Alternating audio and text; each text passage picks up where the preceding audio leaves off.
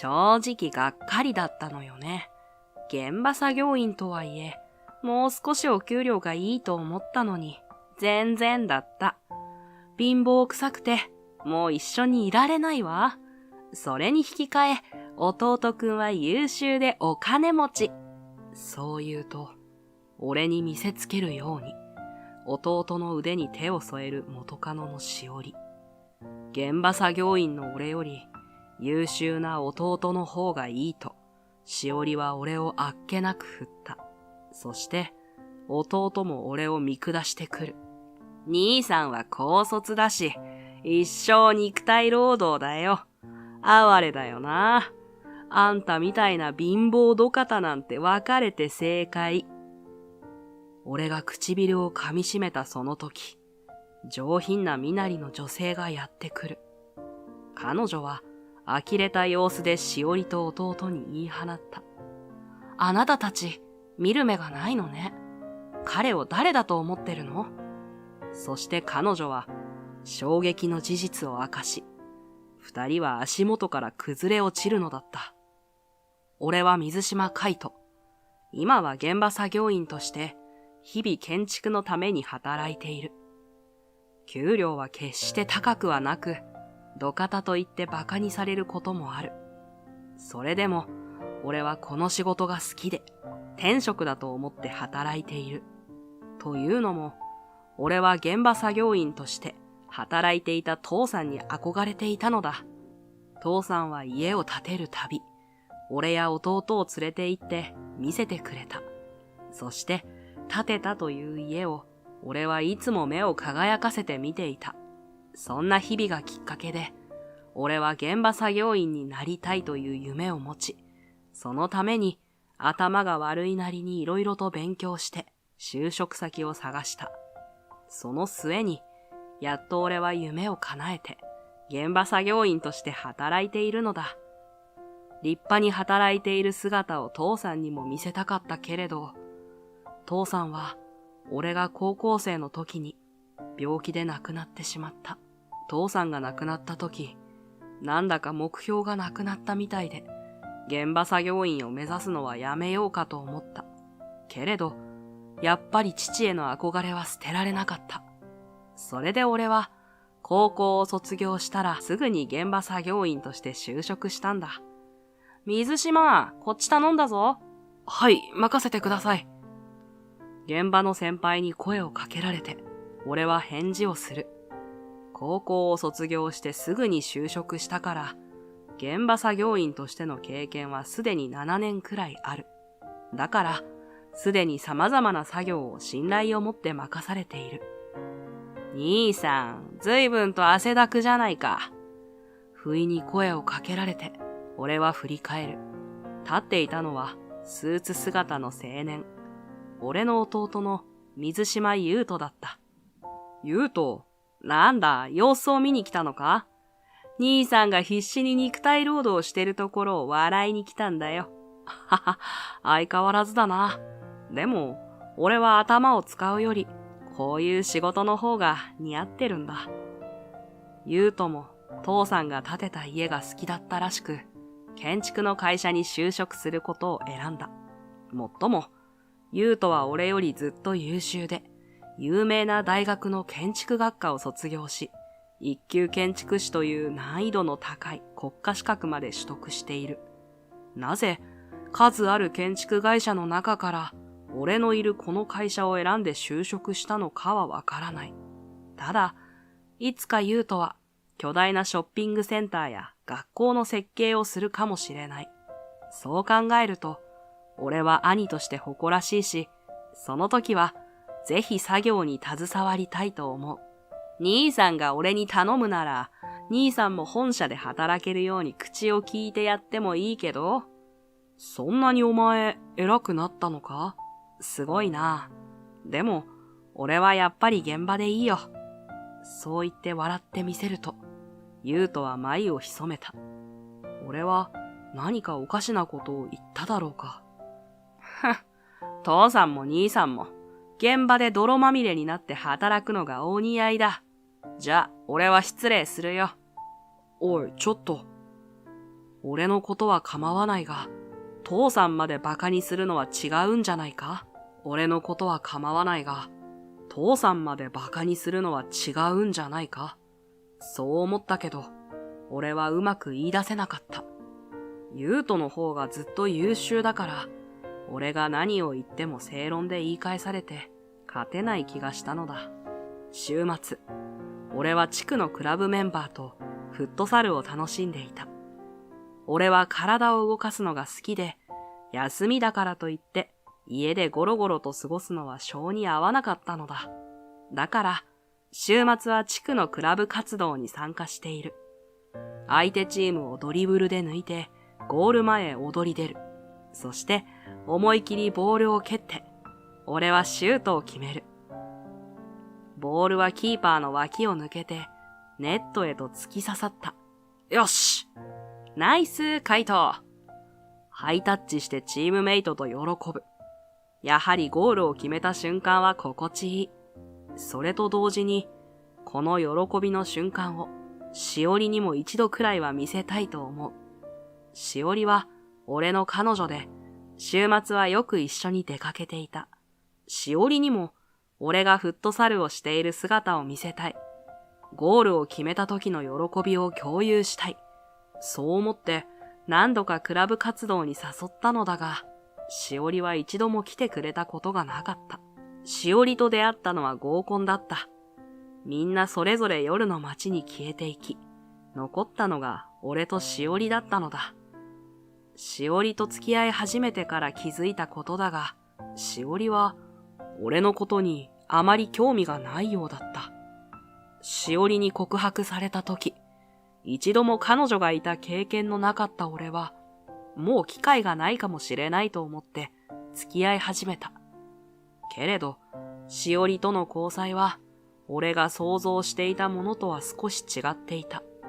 欲しいブランドの服をねだられたり、少し高いフレンチの店に行きたいと言われたり、無理をして服を買ってやったこともあるが、一方で、俺の好きなスポーツや建築の話は少しも聞いてくれない。父さんに憧れて現場作業員をしていると話したことがあるが、全く興味がなさそうだったし、俺の誕生日にはおめでとうすら言ってくれなかった。最初は一緒に過ごすうちにしおりのことを知って好きになれるかもしれないと思っていた。けれど、その予想は外れだったようだ。だから俺はどこかでタイミングを見つけて別れ話を切り出そうと考えていた。現場作業員の仕事を終えて家に帰る途中、俺は街の道端でしおりと弟の優斗が一緒に歩いているのを見つけた。あの二人知り合いだったのか？俺は一応しおりのことを彼女として優斗に紹介している。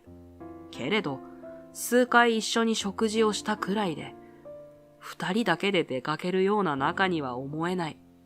しおりの性格を考えると、なんだか嫌な予感がする。俺は近くの植え込みに隠れ、聞き耳を立ててみた。正直がっかりだったのよね。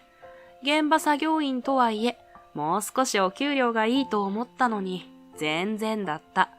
カイトよりはユウトと一緒の方が幸せに暮らせそう。その通りだよ。兄さんは高卒だし、俺みたいに本社で働くのは絶対に無理だろうね。弟の俺の下で働くことになるなんて哀れだよな。そう言って、二人揃って俺のことをバカにしているのが耳に入ってくる。二人は本当は、俺に対してそんなことを思っていたのか。ショックを受けた俺は、持っていたカバンを落としてしまった。その物音で、二人が振り返る。兄さんじゃないか。聞いてたのか？あら、カイトじゃない。二人はちょうどよかったとばかりに、俺の方を見る。二人はもう本心を隠すつもりはないようで、俺を見てバカにしたように笑っている。聞いていたなら説明はいらないな。そういうことだ、兄さん。安い給料で下働きしてる兄さんみたいな土方よりは、本社で働いてる俺みたいなエリートをしおりは選ぶってさ。せっかく私が選んであげたのに、努力が足りなかったわね。もっと服やアクセサリーを買ってくれたら考えてあげたのに、もっと稼げるようになったら教えてちょうだい。それじゃあね。そう言って、楽しそうに会話をしながら二人は言ってしまった。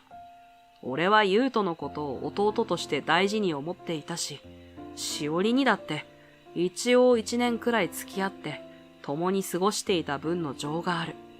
そんな二人に同時にひどい言葉を投げつけられたことがショックで、俺はしばらく立ち尽くしていた。しおりとはもともと別れるつもりだった。けれど、その区切りが弟に奪われるという最悪の形になるなんて思わなかった。俺はしばらく立ち尽くした後、深くため息をついて、カバンを拾い上げ、とぼとぼと帰り道を歩いた。あれから数日が経って、週末のクラブ活動に参加する。時間が経ったけれど、気持ちは晴れなくて、俺はずっともやもやとした気持ちを抱えていた。しおり、ゆうと、どうしてだよ。しおりはもともと性格より金銭を重視するやつだった。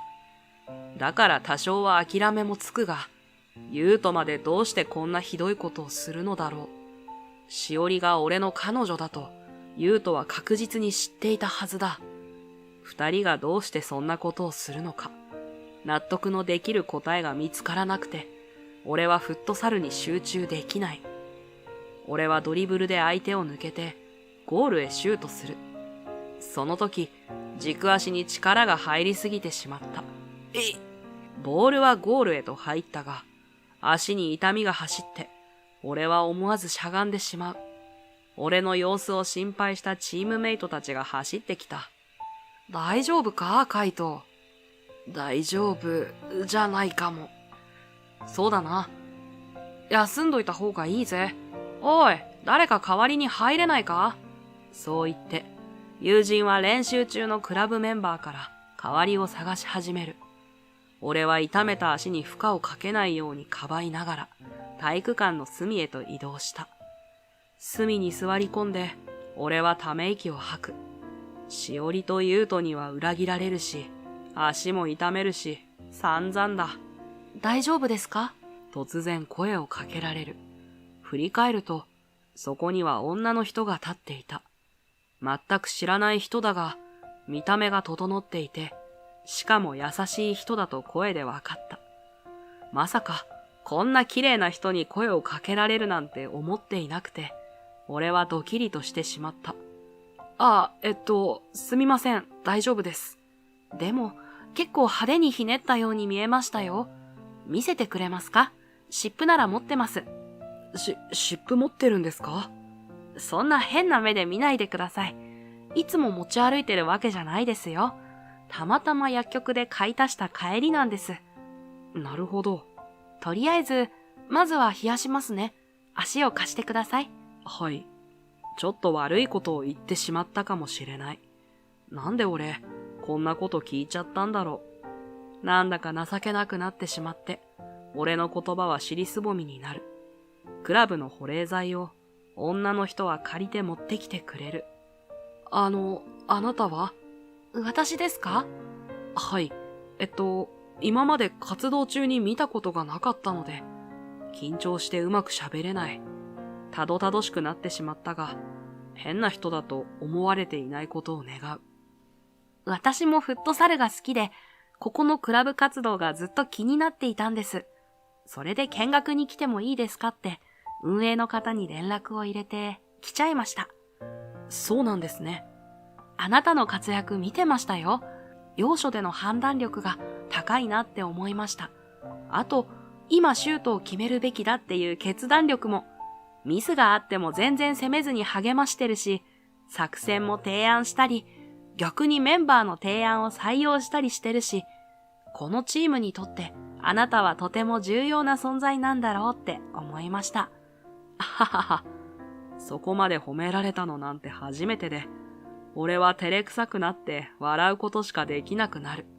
本当に俺、初めて会う女の人の前なのに、なんでこんなに情けないんだろう。やがて女の人がアイシングを終え、湿布を貼ってくれる。これで大丈夫。無理な運動は控えて、今日はゆっくり休んでください。ありがとうございます。こんな綺麗な人に優しくしてもらえるなんて、もう一生分の運を使い果たしたかもしれない。となると、明日からはまた、優斗やしおりに、嘲笑われる日々が始まるわけだが、それを思うと、せっかく優しくしてもらったのに、憂鬱な気持ちになって、俺はため息を吐いた。何か、他に気になることがありますか？気になることは山のようにある。けれど、それを見ず知らずの女性に話すというのもいかがなものだろう。どうするべきかという迷いが表情に出ていたのかもしれない。女の人が言う。暗い顔ですね。よかったら話聞きますよ。この後どこか食事でもどうですか？俺は彼女と食事に行くことになった。とは言っても、俺はそれほど給料が高いわけではないので、行ったのはそのあたりのファミレスだ。こんな場所で申し訳ないと思ったが、その女性はファミレスでも全くがっかりした様子を見せず、ハンバーグが好きですと言って、ウキウキとしていた。互いの食事を注文して、それから女性と俺は話す。そこから、俺たちの話は思わぬ方向に転がっていく。カイトくんって、もしかして昔公園でよくサッカーしてた？知ってるんですか？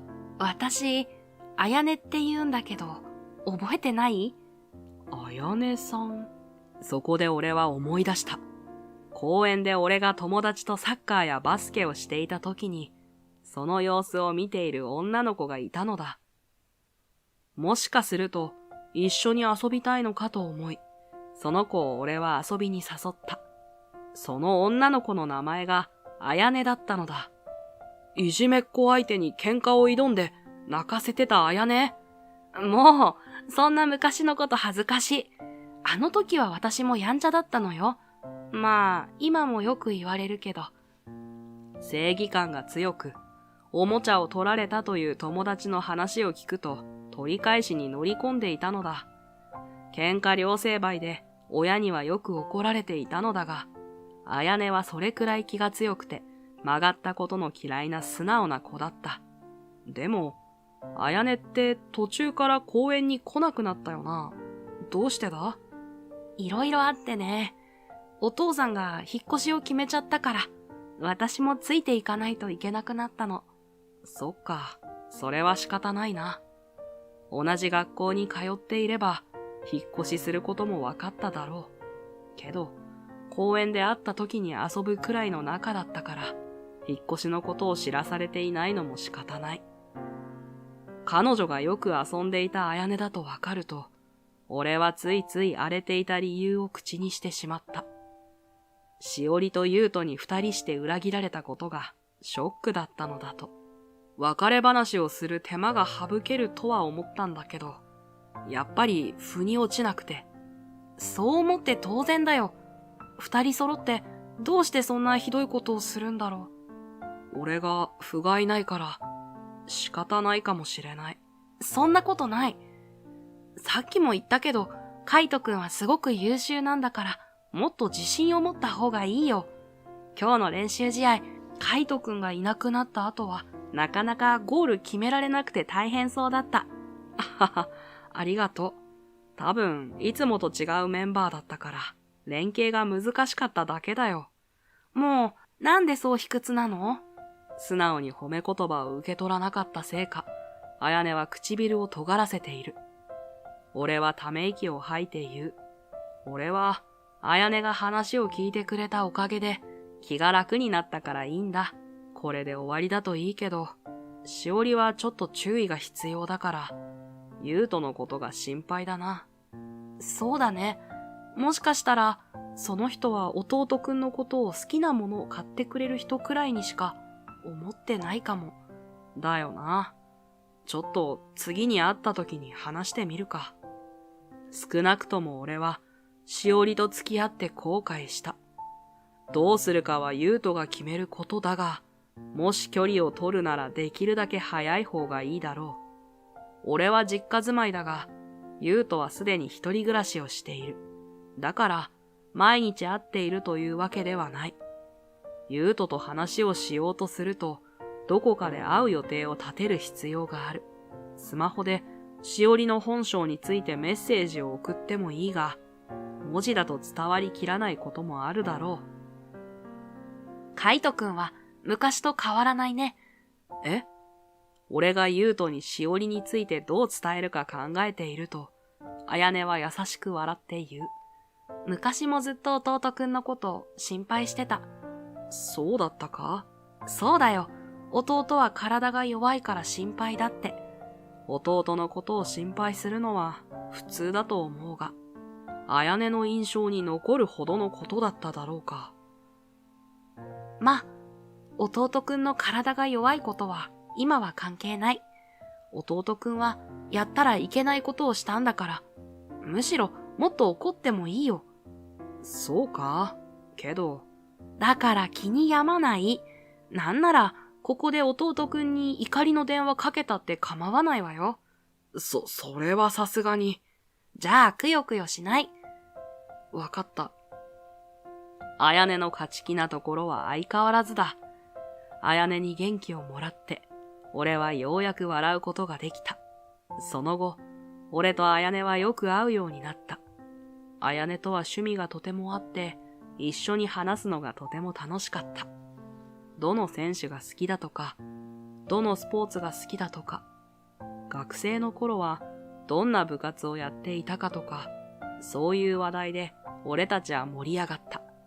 綾音も体を動かしたり、スポーツ観戦したりするのが好きらしく、会った日からは毎週クラブ活動を見に来た。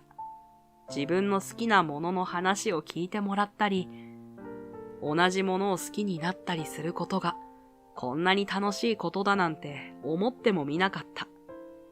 本当の付き合いとは、こういうものなのかもしれないと、俺は思った。そうして、彼女と一緒に過ごしているうちに、しおりや優斗の裏切りで負っていた傷も少しずつ癒えてきた。こんな人が、俺の彼女だったらよかったのに、と思った。すごかったね。宮崎選手のシュート。あんなロングシュート入るんだな。あれを生で観戦できたの、俺一生忘れられないよ。週末、俺と綾音は一緒にサッカーの観戦に行っていた。興奮冷めやらないまま、帰りに街を歩いていると、目に入った二つの人影。しおりと優斗だった。優斗には、すでにしおりについて話がしたいと連絡していたが、妬んでいるのかと返されるばかりで、一向に取り合ってくれなかった。だから、優斗がしおりについてどう思っているのか、何を思ってしおりと付き合い始めたのかは、よくわかっていない。俺と綾音の視線に気づいたのか、しおりと優斗が振り返る。あ、兄さんじゃないか。その人はどうしたんだ？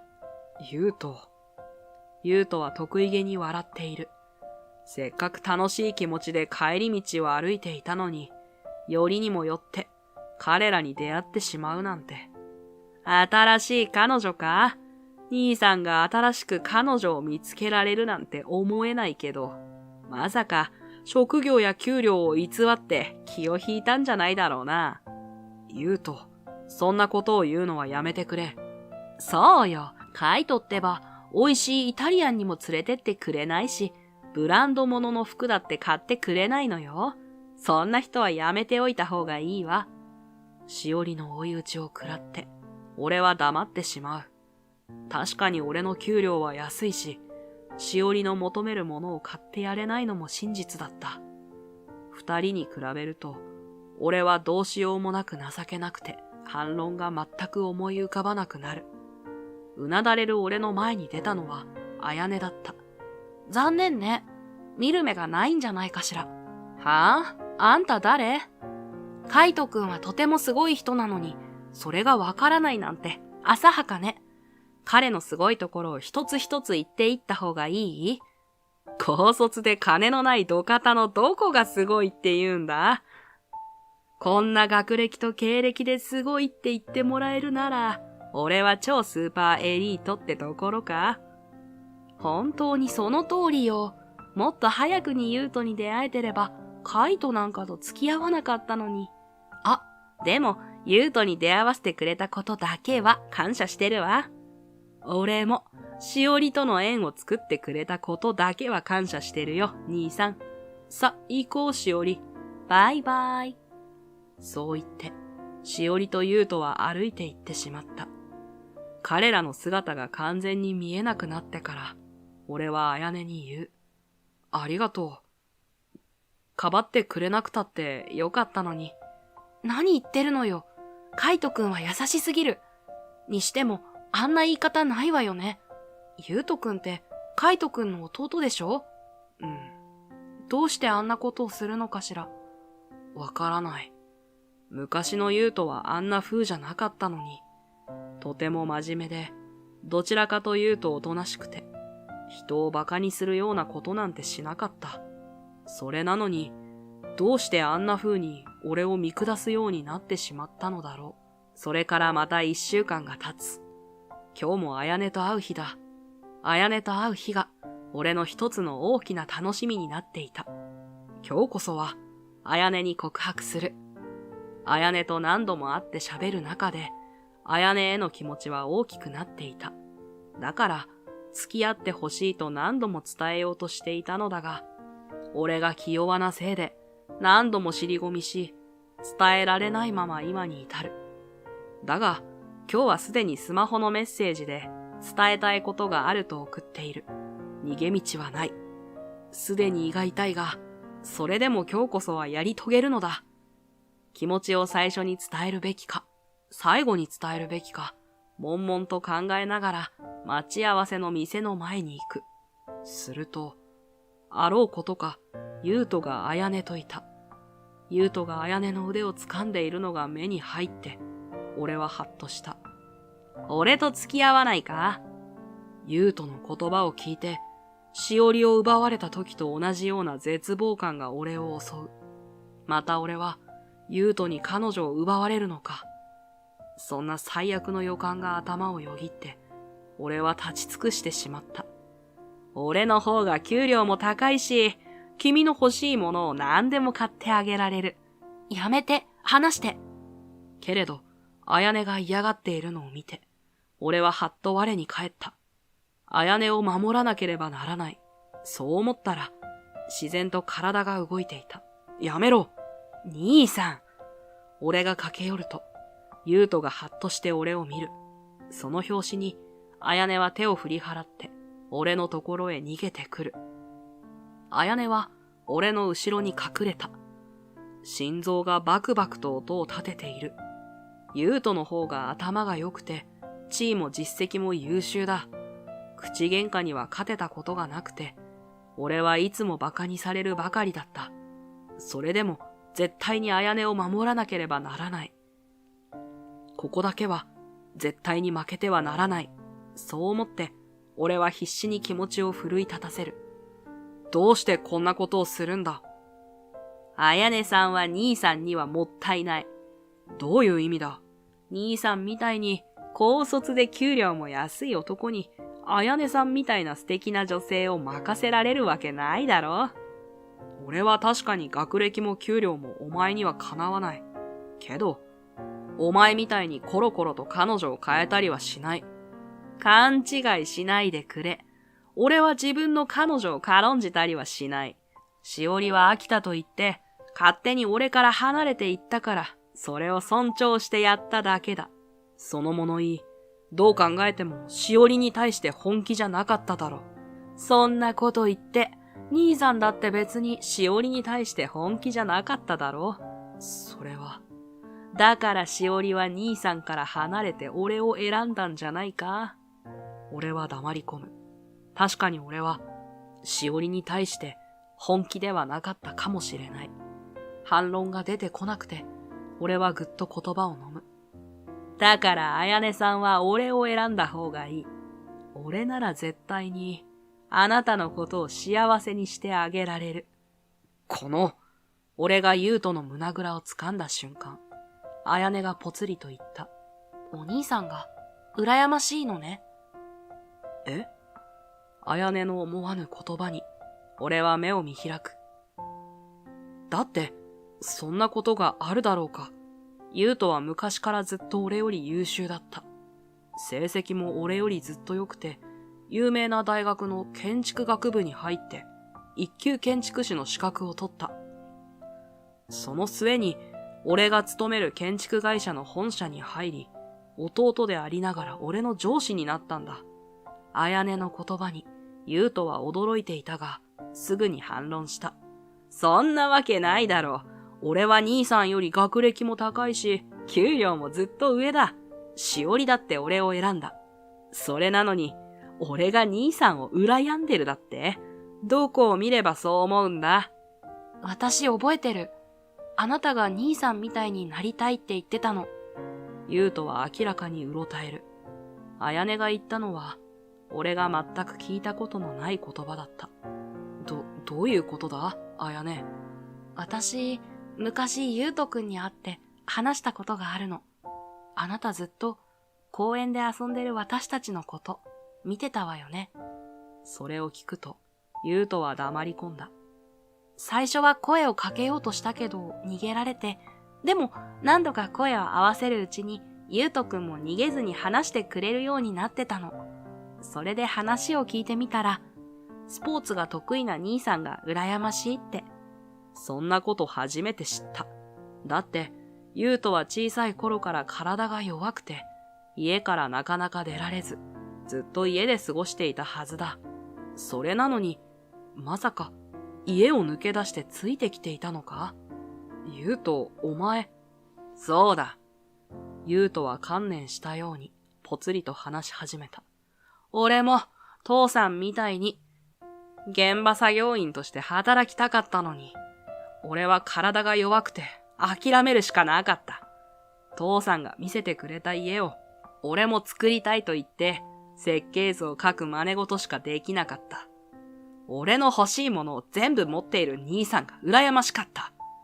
優斗が俺に対して異様な執着を持っていたのは、それが理由だったのか。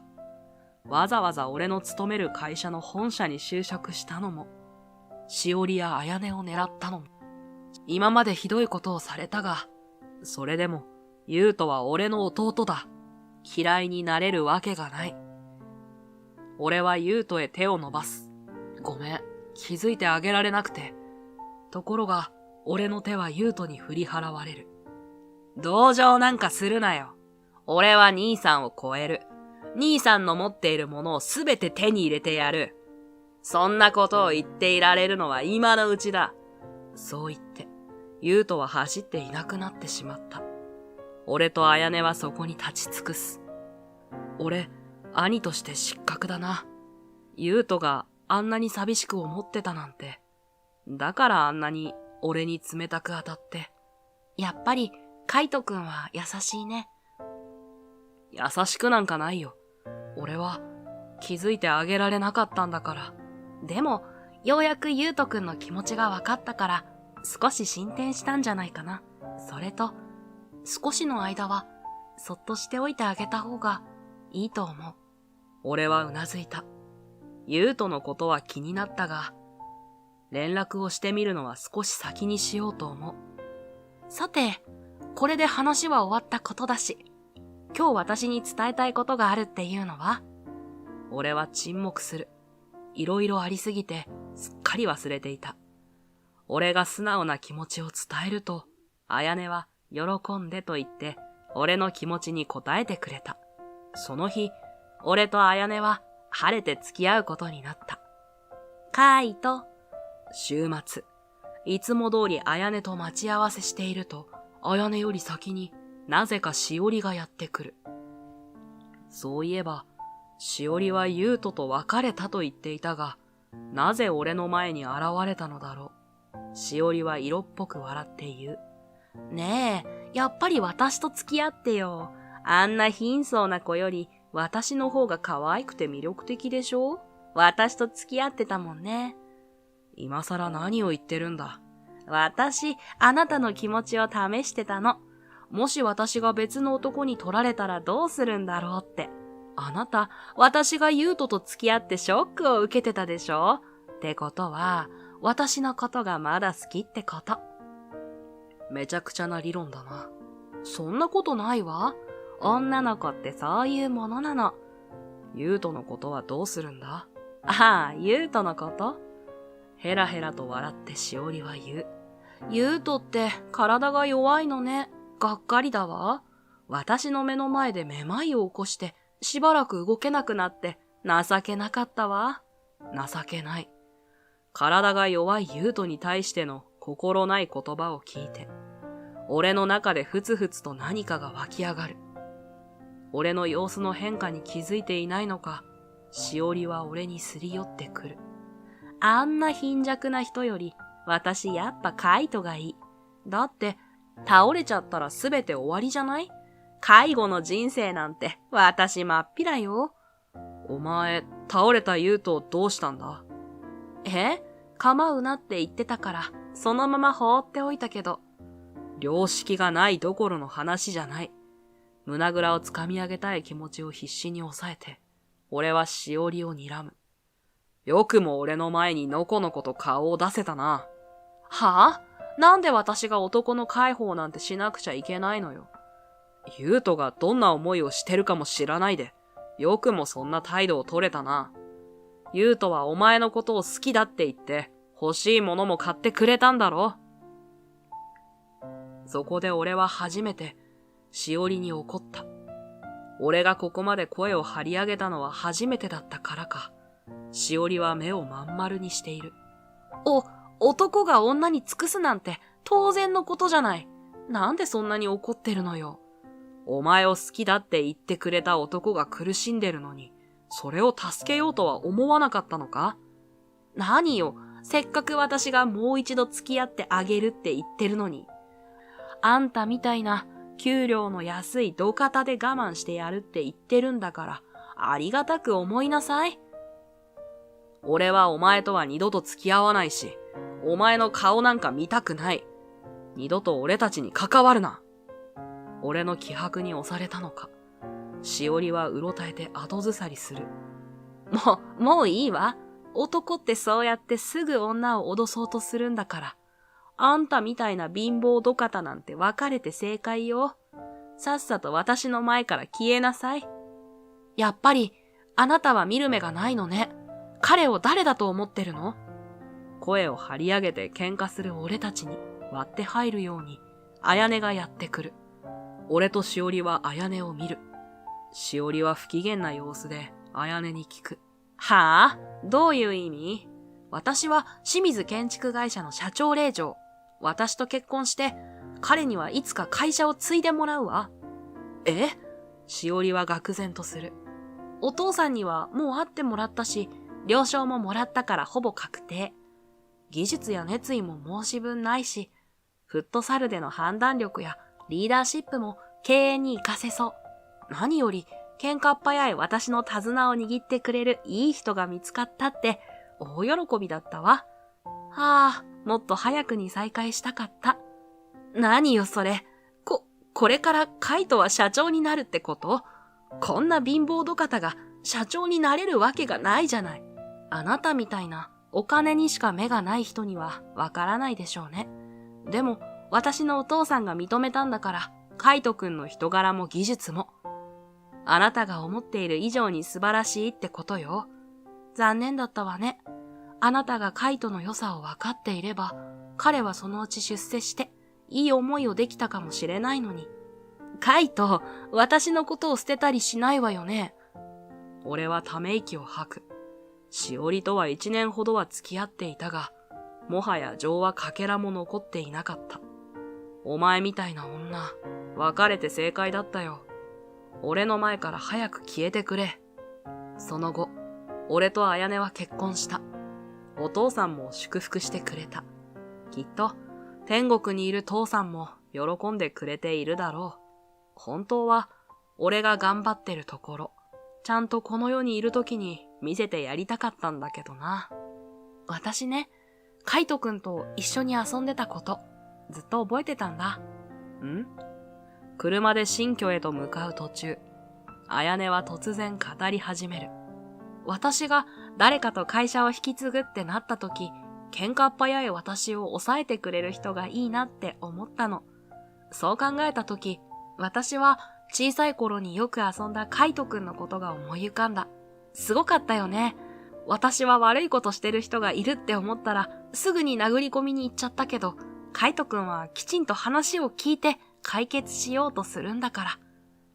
すごく優しいなって思ったよ。そんなことあったか？あったあった。それが自然にできちゃうんだから、本当にすごい。実は、フットサルの見学に行ったのも、風の噂で、カイトくんがあそこでクラブ活動してるって聞いたからなの。へえ。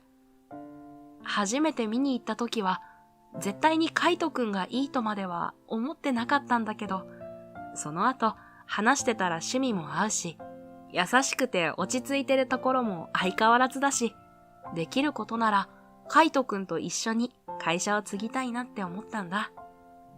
あそこで声をかけられたのも、その後食事に行ったのも、全部彩音の思い通りだったのかもしれない。そう考えると、計画的で末恐ろしい妻だ、と思うけれど、彩音と過ごす時間は楽しいし、この結婚に後悔はないから、いいだろう。一方、しおりはその後、付き合っては浮気を繰り返していたらしい。挙句には、妻のいる人に手を出してしまって、慰謝料を請求されているとか。今は、慰謝料を代わりに払ってくれる彼氏を探しているらしいが、多分一生見つからないだろうな。ま、俺にはもう関係のないことだ。俺と彩音は新居にたどり着き、車から降りて新居を見上げる。何度見ても素敵な家よね。これからここで過ごすのが楽しみ。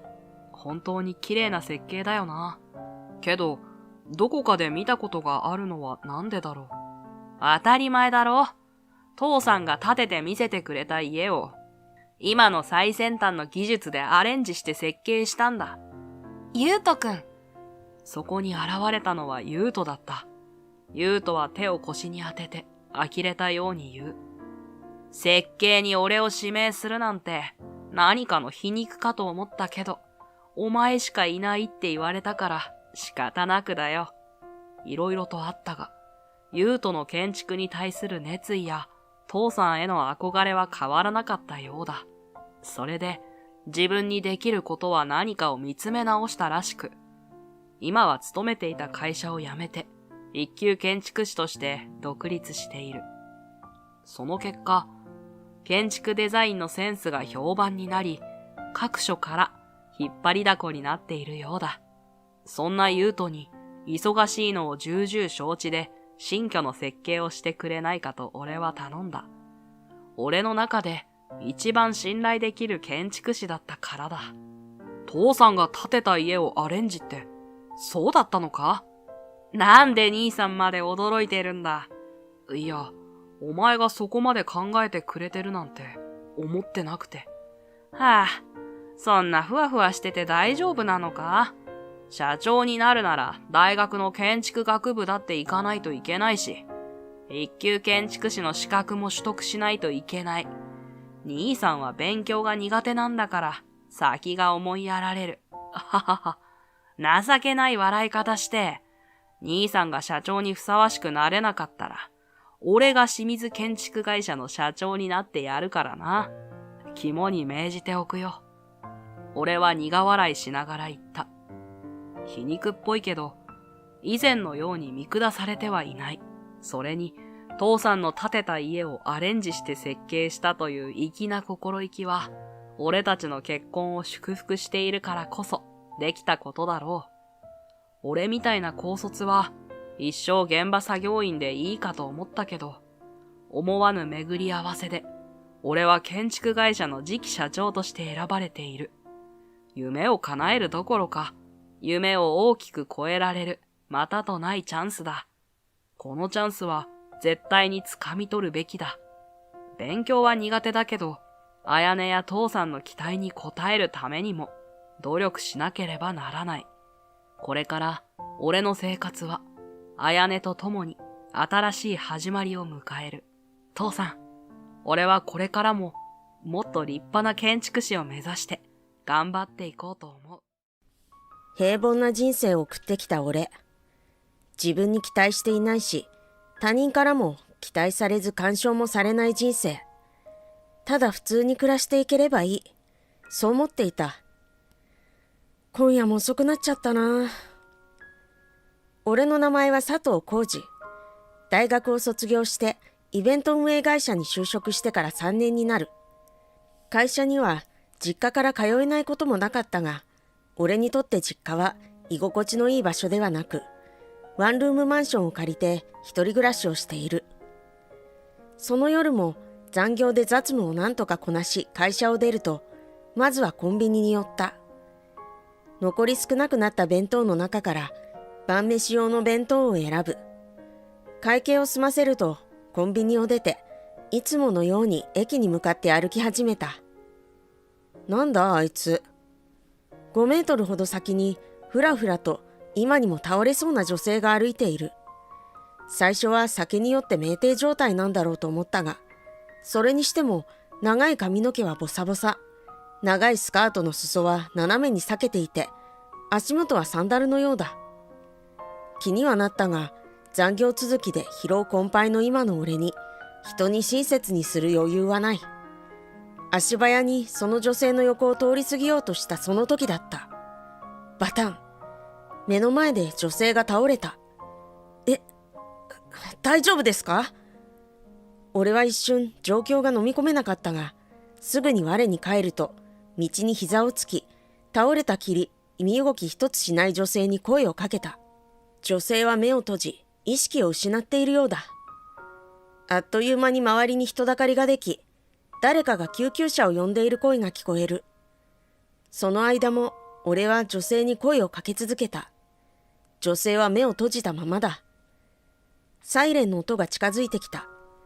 顔を上げたとき、救急車が道路脇に横付けされ、救急隊員が駆け下りてきた。どうされましたか？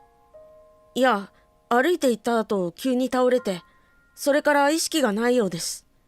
わかりました。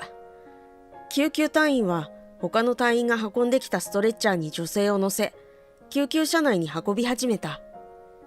俺は少し安堵し立ち上がると、救急隊員に一礼し歩き出そうとした。それではこちらにどうぞ。救急隊員が俺の目を見て、そう声をかけてきた。俺は固まった。早くこちらへ。救急隊員は俺の背中に左手を添え、右手は救急車に向かって差し出されている。いえ、俺あの人とは知り合いでも何でもないんです。たまたま居合わせただけで。俺は慌てて首を横に振った。でも第一発見者ですよね。来てください。どうぞ。救急隊員は俺の背中を押し始め、俺は抵抗むなしく、気づくと救急車内に座り、病院へと向かっていた。明日は大事な会議があるのに。その会議のための資料を今夜も残業して作っていたのだ。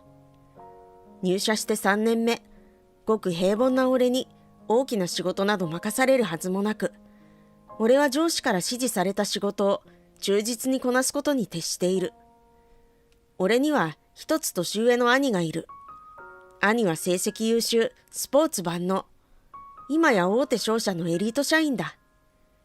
両親には幼い頃から、お兄ちゃんのように浩二も頑張りなさい、と言われ続けた。でもどう頑張っても兄のようにはなれない自分がいた。いつの頃からか、両親は俺に、頑張りなさいと声をかけることがなくなった。俺には関心がなくなった証だ。俺は劣等感を封印し、ロボットのように生きていこうと思った。感情なんて邪魔なだけだ。俺は就職を機に実家を出た。到着しました。消防隊員の声で、俺は現実に引き戻された。救急車後部のハッチが勢いよく開く。女性を乗せたストレッチャーが下ろされ、病院の中へと運ばれていった。俺も救急車から降りようとすると救急隊員が、お疲れ様でした。さあこちらへ。と、今度は病院を指し示す。もう勘弁してください。ついポロッと本音が出てしまった。今日は残業でとても疲れていたのだ。しかし救急隊員はまたもや俺の背中を押し始める。病院で待っていたのは警察官だった。尋ねられるままに女性が倒れた時の状況と俺の連絡先を伝えると、俺はやっと解放された。どうやって家に帰り着いたのかは思い出せない。鍵を開けて部屋に入り、カバンをソファーに投げる。そういえばコンビニで買った弁当はどこに行ったんだろう。時計を見ると朝の4時。ベッドに倒れ込むと俺はそのまま眠ってしまった。ピーポーピーポーピーポー。はっと目覚めた。妙にリアルな夢だったな。俺は救急車のサイレンが遠のいていくのを聞いていた。いや違う。慌てて枕元の時計を見た。10時。しまった。俺はベッドから起き上がってカバンをつかむと家から飛び出した。会社に到着するとそのまま会議室へと走った。廊下の突き当たりを右に曲がる。あ、企画部のみんなが会議室から次々と出てくるところだった。立ち尽くす俺の横を後輩たちがおはようございますと小さな声で挨拶して通り過ぎていく。そして直属の上司が会議室から出てきた。上司と目が合った。上司は俺の目を見たまままっすぐに近づいてくる。俺は上司に駆け寄った。大事な会議に遅刻して申し訳ございませんでした。俺は瞬時に頭を下げた。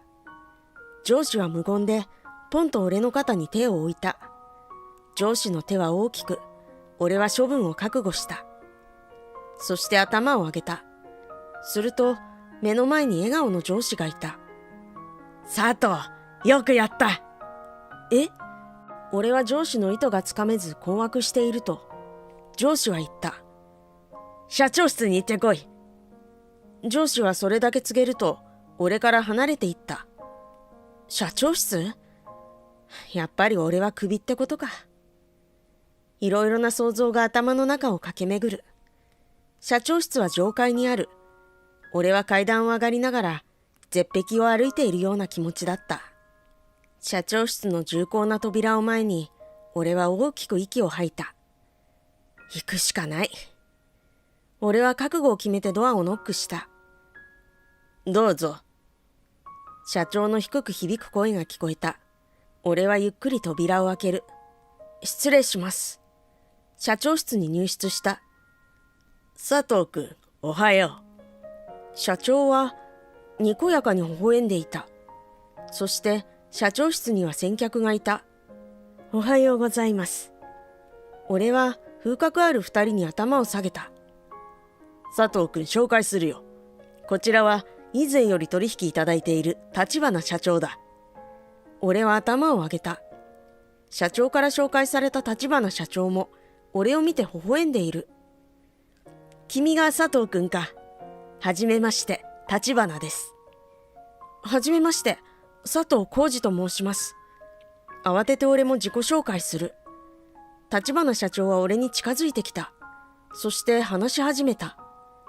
佐藤君、昨夜は本当にありがとう。君が救急車に乗って病院まで付き添ってくれたのは私の娘です。俺は絶句した。立花社長は続けた。おかげさまで娘ののぞみは病院で意識を取り戻しました。警察の方から事情を聞き、佐藤君の名刺を見せていただきました。そういえば、警察官に連絡先を尋ねられたとき、俺は名刺を渡していた。立花社長は続けた。妻は今、病院でのぞみに付き添っているのですが、妻もぜひ佐藤君に感謝の気持ちを伝えたいと申しています。いえ、そんな。俺が辞退しようとすると、社長が近づいてきて言った。佐藤君、ぜひのぞみさんのお見舞いに行って差し上げなさい。はい。では行ってまいります。俺は二人に一礼すると社長室を退出した。まさかこんなことになるなんて。それに、俺がのぞみさんに病院まで付き添ったのは善意からではなく成り行きだ。俺は困惑しながらも昨夜の病院に向かった。病院に着き、ナースステーションで俺の名前を告げると、こちらです。と、親切そうな看護師がのぞみさんの個室まで案内してくれた。立花さん、入りますね。佐藤様がいらっしゃいましたよ。看護師は笑顔で俺に入室を促すと、ナースステーションへと帰っていった。俺は、失礼します。と一声かけて、のぞみさんの個室に入った。佐藤さん、はじめまして、のぞみの母です。いらしてくださってありがとう。のぞみさんの母親は深々と頭を下げた。いえ、私はただのぞみさんが倒れられた時、偶然その場に居合わせただけなんです。俺は恐縮するばかりだった。視線を移すと、ベッドには女性が横たわり眠っているようだった。昨日ボサボサだった髪はきれいに整えられ、昨夜の女性とは別人のように見えた。佐藤さん、昨夜は本当にありがとうございました。のぞみさんの母親の声に、俺は我に返る。母親は続けた。のぞみはまだ学生なんですが、劇団に所属していましてね。役作りのために無理をしすぎるところがありまして、今回は余命宣告を受けた女性の役のオーディションが控えていまして、それでのぞみはその女性になりきるために飲まず食わずの生活を続けていたんです。どんどん痩せてやつれていくのぞみを私も夫も見かねて、昨夜のぞみにそんな身を削るようなことはやめなさいと注意したんです。そしたらのぞみは強情なところがありまして、無言で窓を開けたかと思ったらそのまま飛び出していってしまったんです。それでサンダルだったのかと、俺は昨日ののぞみの様子を思い出していた。のぞみは飲まず食わずで極限状態だったのにもかかわらず、飛び出した勢いで走ったためにふらついて転倒したらしく、スカートも破けて、しばらくしてのぞみは帰宅しようと歩いていたらしいのですが、意識が朦朧としてきて、間もなく佐藤さんの前で倒れてしまったようです。佐藤さん、娘に声をかけ続けてくださったそうで、本当にありがとうございました。のぞみの母親は再び深々と頭を下げた。その時だった。お母さん。のぞみが目を覚ました。のぞみ、助けてくださった佐藤さんが来てくださったわよ。のぞみがゆっくりと視線を俺に移す。俺とのぞみの目が初めて会った。大きく潤んだ美しい瞳だ。そういえば昨夜ののぞみは目を閉じたままだった。俺は頬が熱くなるのを感じたが、その視線を外すことはできなかった。昨夜はありがとうございました。のぞみは丁寧に頭を下げた。いえ、意識が戻られて何よりです。それでは仕事がありますので。俺はのぞみとのぞみの母親に頭を下げると、慌ただしく個室を出た。会社に戻るために足早に電車に乗り込んだが、30分経って俺は気がついた。逆方向だ。次の日、珍しく定時で仕事を終えた俺は、気づくと病院の前に立っていた。いや、今俺は嘘を言った。腕にはバラの花束を抱えている。でも今、俺は俺の行動をうまく説明できない。俺はのぞみの個室の扉をノックした。はい、どうぞ。のぞみの声だ。失礼します、佐藤です。俺は鼓動が速くなるのを感じながら扉を開けた。そこにはベッドの上の机で台本らしきものを読んでいるのぞみの姿があった。こんにちは、体調いかがですか？俺は声をかけた。佐藤さん、まあ、なんて素敵なバラ。のぞみの笑顔を俺は初めて見た。今、母が席を外しているので、帰ってきたら花瓶に生けてもらいますね。本当にありがとうございます。どうぞそちらに。俺は勧められるがままに、ベッドのそばに置かれた椅子に座った。それは、芝居の台本ですか？俺はのぞみの手元を見てそう話しかけた。はい。今日のオーディション終わっちゃったんですけど。のぞみは寂しそうな笑顔を作ってみせると、台本を閉じた。残念でしたね。オーディションを受けられなかったのは。ええ、今回はどうしても掴み取りたい役だったんです。両親は私のことを応援していると言ってくれてますが、実際のところは演劇をやめてほしいのかもしれません。私に注意ばかりして。俺は思わず立ち上がった。ガンと椅子が後ろに倒れる。何を言ってるんですか？ご両親がのぞみさんの体のことどれだけ心配なさっていたか。ご両親の心を理解できなくて人の心を動かせる演技なんてできるんですか？のぞみは俺の剣幕に驚いている。驚いているのは俺も同じだった。どれくらいぶりだろう、こんなに感情的になってしまったのは。のぞみさん、ごめんなさい。俺芝居のことなんて何も知らないのに。帰りますね。失礼しました。俺はのぞみに頭を下げると、そのまま扉に向かった。扉の引き戸を閉めるとき、ベッドの上で手元の台本に視線を落としたままののぞみが見えた。次の日、のぞみは無事に退院することができたと、のぞみのお母さんから丁寧な電話をいただいた。ピーポーピーポーピーポー。会社の前を救急車が通り過ぎる。ふと思い出す。のぞみは元気にしているだろうか。救急車に乗ったあの日から2ヶ月が経とうとしていた。佐藤。上司に呼ばれた。はい。俺はすぐに上司の机まで向かった。上司は俺にこう告げた。社長がお呼びだ。俺は2ヶ月ぶりに社長室への階段を上がる。平常心ではいられなかった。一体何だろう。トントントン。佐藤です。入りたまえ。俺は重たい扉をゆっくり開ける。そこにはにこやかな笑顔の社長とスーツ姿ののぞみがいた。のぞみさん。俺は思わず声が出てしまった。お久しぶりです、佐藤さん。のぞみは深々と頭を下げた。佐藤くん。社長に声をかけられ我に返る。はい、社長。俺は社長に向き直った。立花社長を覚えているな。はい。社長は満足そうにうなずくと続けた。立花社長の娘さんののぞみさんは今大学が夏休みだそうだ。のぞみさんは大学3年生ということもあり、夏休みの間この会社でインターンとして仕事を経験させてほしいとのことだ。ついてはのぞみさんの教育係を佐藤くんに命じる。社長はにっこりと笑みを浮かべて俺にそう告げた。はい、承知しました。俺は社長に頭を下げた。視界の先でのぞみも頭を下げていた。その日から俺はのぞみと仕事をすることになった。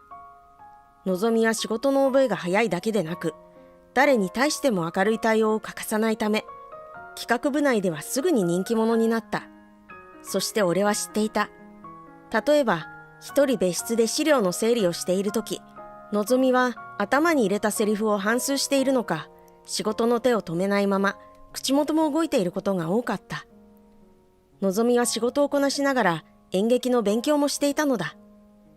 のぞみが企画部でインターンとして働き始めてから2週間、その日は外回りの仕事から直帰していいことになっていた。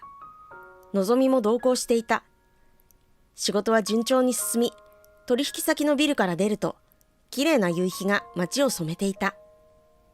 のぞみさん、お疲れ様。のぞみさんが来てくれてから仕事がスムーズに運んで本当に助かってるよ。よかったら今夜はお礼にご馳走するよ。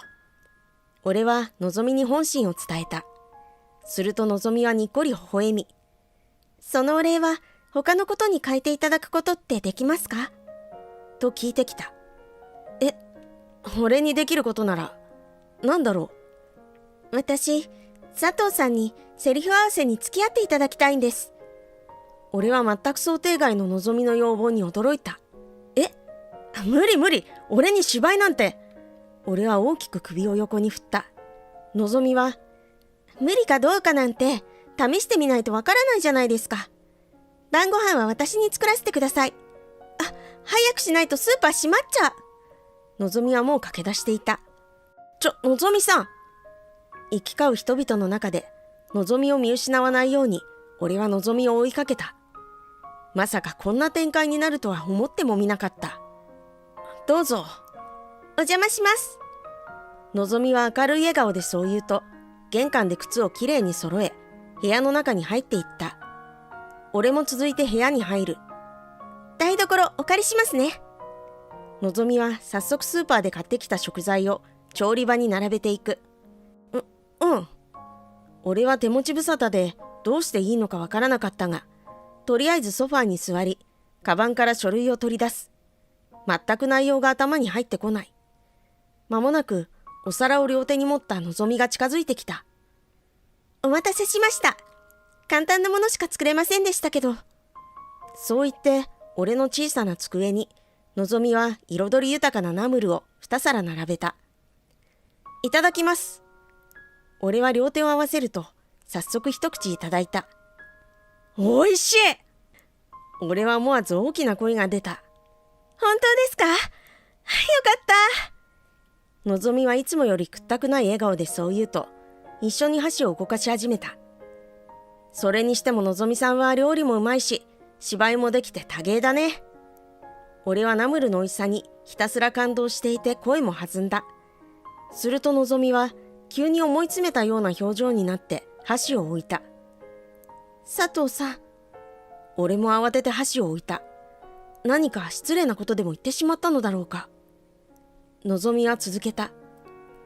佐藤さん、病院で私に諭してくださって本当にありがとうございました。いや、あの時は急にごめんね。驚いたでしょ。いいえ、私は病院に運ばれてまでなお両親の深い愛に気づけずにいました。私は昔から芝居が好きで、中学でも高校でも演劇部に所属していました。でも主役に選ばれるたびに、父親が PTA 会長を務めていたために、のぞみ、また親のコネで主役をもらってなんて、ずっと陰口を言われて。のぞみはうつむいた。それで、大学の演劇サークルではなく劇団に所属を？俺はのぞみに尋ねた。はい、劇団には父親の職業は隠しています。自分の実力を試したくて。でも佐藤さんに諭してもらって気づきました。私は両親に支えてもらってこその私なんだってことを。すごいな、のぞみさんはいつも前向きで。それに比べて俺は自分の現状を思った。何言ってるんですか、佐藤さん。会社には佐藤さんのファンがいっぱいいるんですよ。どんな時も最後まで見捨てないでフォローしてくれる優しい方だって。私もそう思っています。のぞみに明るい笑顔が戻った。俺は意外だったが、のぞみの言葉が素直に嬉しかった。8月31日、今日はのぞみのインターンとしての勤務最終日だ。定時になると、のぞみは企画部のみんなの前に立った。お世話になりました。こちらで経験させていただいたことを糧に、今後社会貢献できるよう頑張っていきます。挨拶を終えたのぞみの笑顔は生き生きと輝いていて、俺には眩しいくらいだった。のぞみと俺は会社を出て一緒に駅まで歩いた。心なしかいつもより歩みがゆっくりになっている自分に気づく。その時だった。あれ？のぞみ？のぞみは表情を硬くして立ち止まった。やっぱりのぞみだ。あんた社長令嬢なんだそうね。だから今回の主役、あんたに決まりそうになっていたのね。でも根回しが足りなくてオーディションから逃げちゃったってわけ？今回の主役は実力のある私がもらったから。誰このおっさん。それも次の役のための根回し？きっとそう。のぞみ接待大変。劇団員たちは下品に笑って立ち尽くすのぞみの反応を見て楽しんでいる。黙れ！俺は怒りのあまり震えていた。劇団員たちが一瞬にして俺を凝視する。のぞみさんがどんな思いで今まで芝居を続けてきたのか知っているのか？のぞみが駆け寄ってくる。佐藤さん、私は大丈夫よ。行きましょう。でも、俺はもう感情を押し殺したロボットじゃない。社長の娘だからどうだって言うんだ。根回し、どこにそんな証拠があるんだ？のぞみさんが今までそんな憶測にどれだけ傷ついてきたか、それでも負けずにどれだけの努力をしてきたか、その心情が理解できないお前たちに芝居なんてできるのか？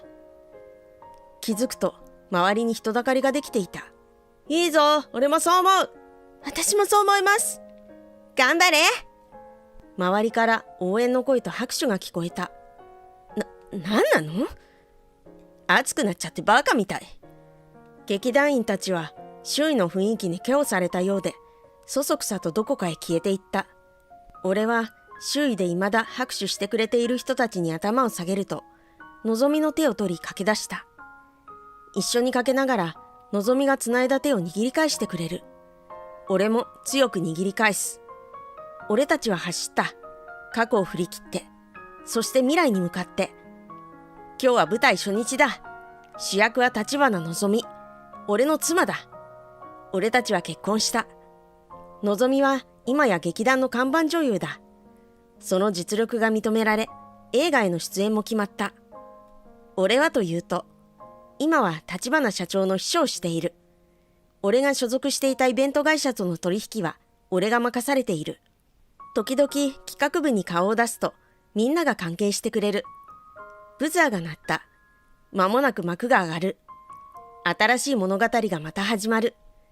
ドキドキしたり、時には悲しみに暮れたり、でもまた頑張ろうと思えたり。心が動き、その心が響き合った時、その物語は輝きを放つ。人生は新しい物語の連続だ。俺たちの人生はまだ始まったばかり。俺の心を豊かにしてくれたのぞみと一緒に、彩りのある人生を歩んでいく。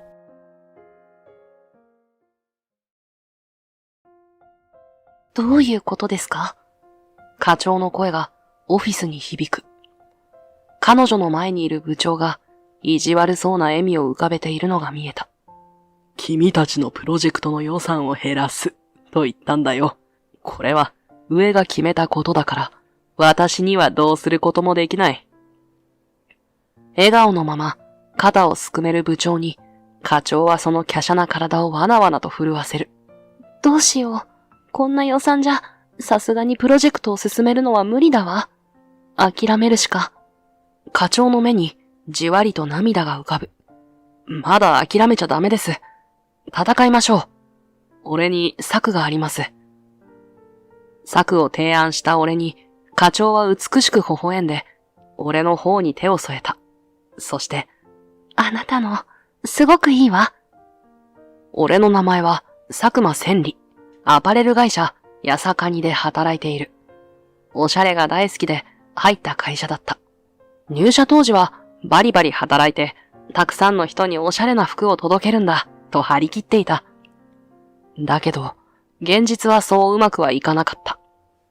給料泥棒さん、そんなところでぼーっとしている暇があるんなら、この資料でも整理していてください。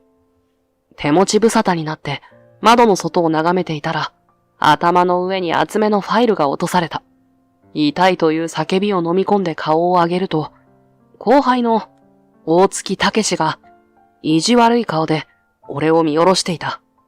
30分後に泉部長との会議があるので、それまでに終わらせておいてくださいね。エリートの俺とは違って、先輩はこういう雑用しかできないんですから。ふんと鼻で笑った武史は自分のデスクに戻っていった。思わずため息が出そうになったけど、なんとか我慢する。そう。バリバリ働くぞと意気込んで入社した俺は今、窓際社員となっている。だけど、俺はこれでいいと思っていた。変に波風を立てて、また痛い目に遭うぐらいなら、こうやって周囲に流されている方が楽だ。そんな風に、大月や部長、他の社員の言われるがままに働いていたある日のこと。我が部署に課長として沖田信羅くんが配属されることになった。そう言って、泉部長は隣に立つ女性を俺たちに紹介した。抜けるような白い肌に整った目鼻立ち。華奢な体つきの信羅さんに俺は目を奪われてしまう。それは他の社員も同じだった。信羅さんは有名だった。彼女はライバル会社である神楽の社長。沖田楽さんの一人娘なのに、なぜか、俺が入社した翌年に、うちの会社に中途入社してきた。そして、神楽の社長令嬢として培ってきた経験を活かし、瞬く間に課長にまで昇進した。周りに流されて、平社員のままの俺とは正反対で、尊敬の念しか浮かばない。よろしくお願いします。そう言って、頭を下げたシンラさんは、睨むような目つきで俺たちを見た。その視線に、さっきまで彼女に見とれていた社員たちが顔を青くする。そんなことは全く気にしていない様子で、シンラさんは顔を上げた。挨拶はこれぐらいでいいでしょう。部長、さっさと仕事を始めましょう。そうだな。じゃあみんな、今日も頑張ってくれ。泉部長の言葉で、俺たちはそれぞれのデスクに戻った。噂は本当だったんだな。美人なのは確かだけど、あれじゃあな。数人の社員が、シンラさんにチラチラと視線を向けながら、そんな話をひそひそ声で交わしている。確かに彼女は、美人のライバル会社、社長令嬢としても有名だったが、同時に、怖い人、とも噂されていた。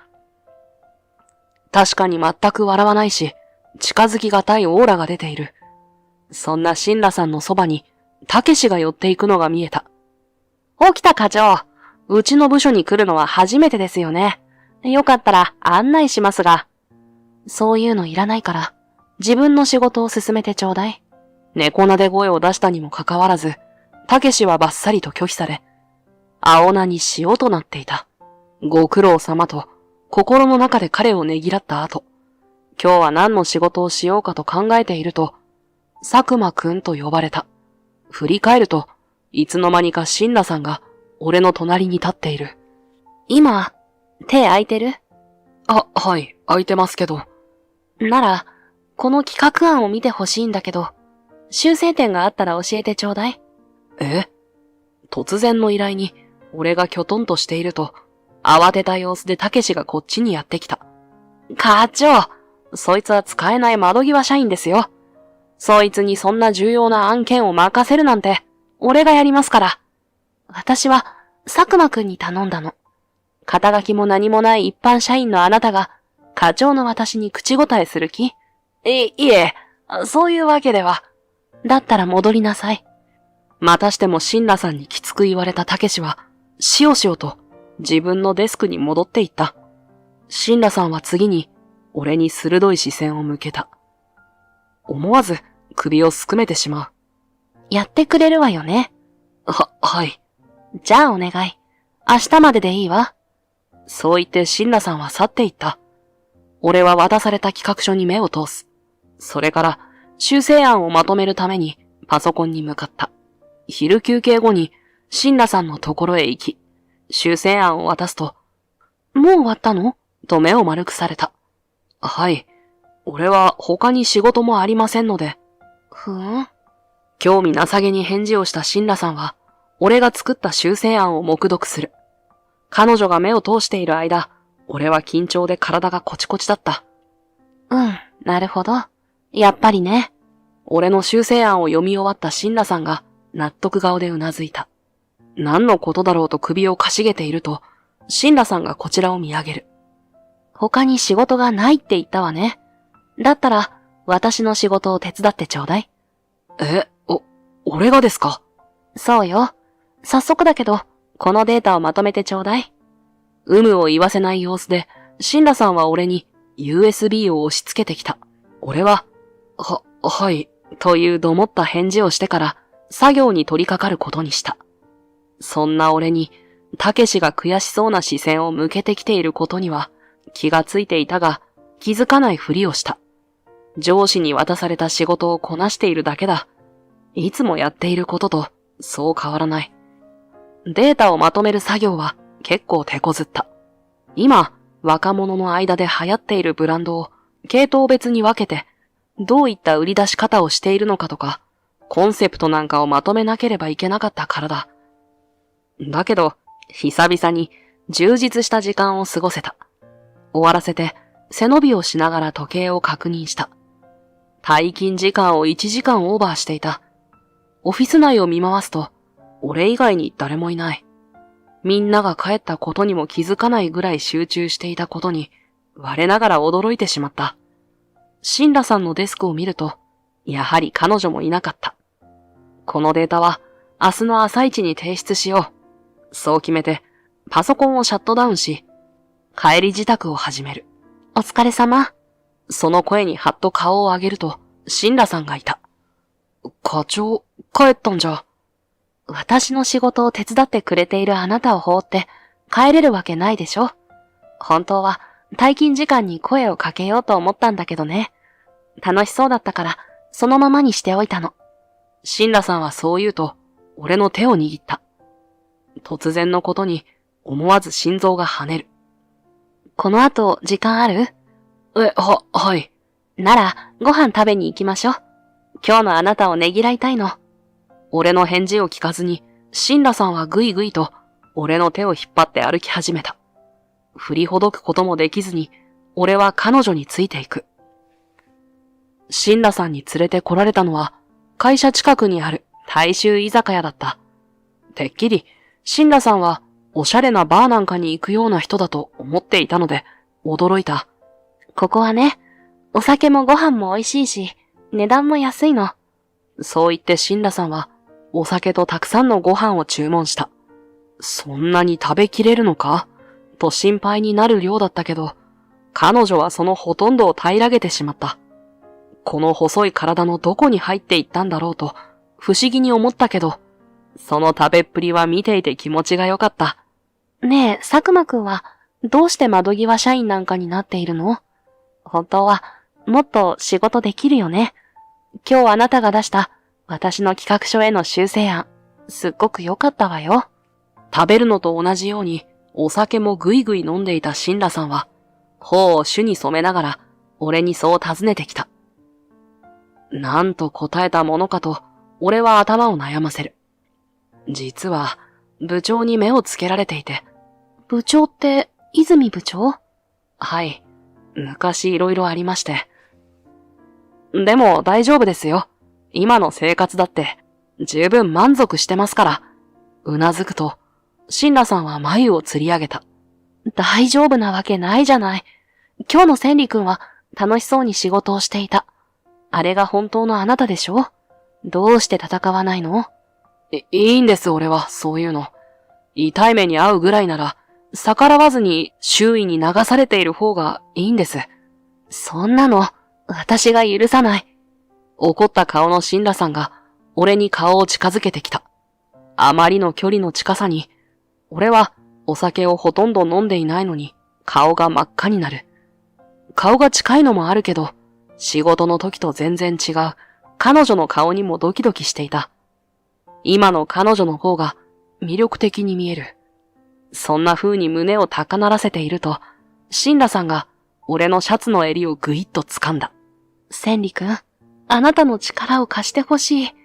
あなたとだったら、その後の言葉は聞けなかった。なぜならシンラさんは、そのまま寝落ちしてしまったのだ。俺の肩に頭を置いて、すやすやと寝息を立てるシンラさんに、俺はどうしていいかわからずに、しばらく固まっていた。が、彼女が目を覚ます気配は全くない。シンラさん、体をそっと叩いてみたものの、やっぱり起きなかった。弱った。シンラさんの家がどこにあるのかなんて知らないし、仕方がないので、俺はシンラさんを連れて家に帰った。ただいま。シンラさんを抱えたまま、なんとかして玄関のドアを開けると、母さんが、おかえり、と言って顔を出した。その目がすぐに丸くなる。あらあらあら、お持ち帰り。そんなわけないだろ。上司と飲んでたんだけど、途中で熟睡しちゃって。悪いけど、布団用意してくれない？わかった。リビングに敷くわね。来客用の布団を、母さんが手早く敷いてくれたので、俺はそこにシンラさんを寝かせた。相変わらず、彼女は気持ちよさそうに眠っている。かわいい子ね。本当に彼女じゃないの？だから違うって。だって、千里が女の子を連れて帰ってくるなんて初めてで、お父さんにも報告しちゃおう。いらないってば。が、母さんは、俺が何を言っても聞くような人じゃない。さっさと仏間に向かうと、父さんの遺影が建てられている仏壇に向かって手を合わせた。俺もその後ろで手を合わせる。彼女は俺の恋人とかそんなんじゃないからね。母さんが何を言っているか知らないけど、と念じながら。翌日は土曜日で仕事は休みだった。だから、いつもより1時間遅くに起床して、リビングに行くと、シンラさんはもう起きていた。母さんと一緒に朝食の支度をしている。シンラさんは俺に気がつくと、頬を少し染めた。昨日は、醜態を晒してごめんなさい。しかも、千里くんの家にお邪魔になっちゃって。大丈夫ですよ。それより、二日酔いになってませんか？たくさん飲んでましたから。それは大丈夫。微笑むシンラさんの顔に朝日が差し込んだ。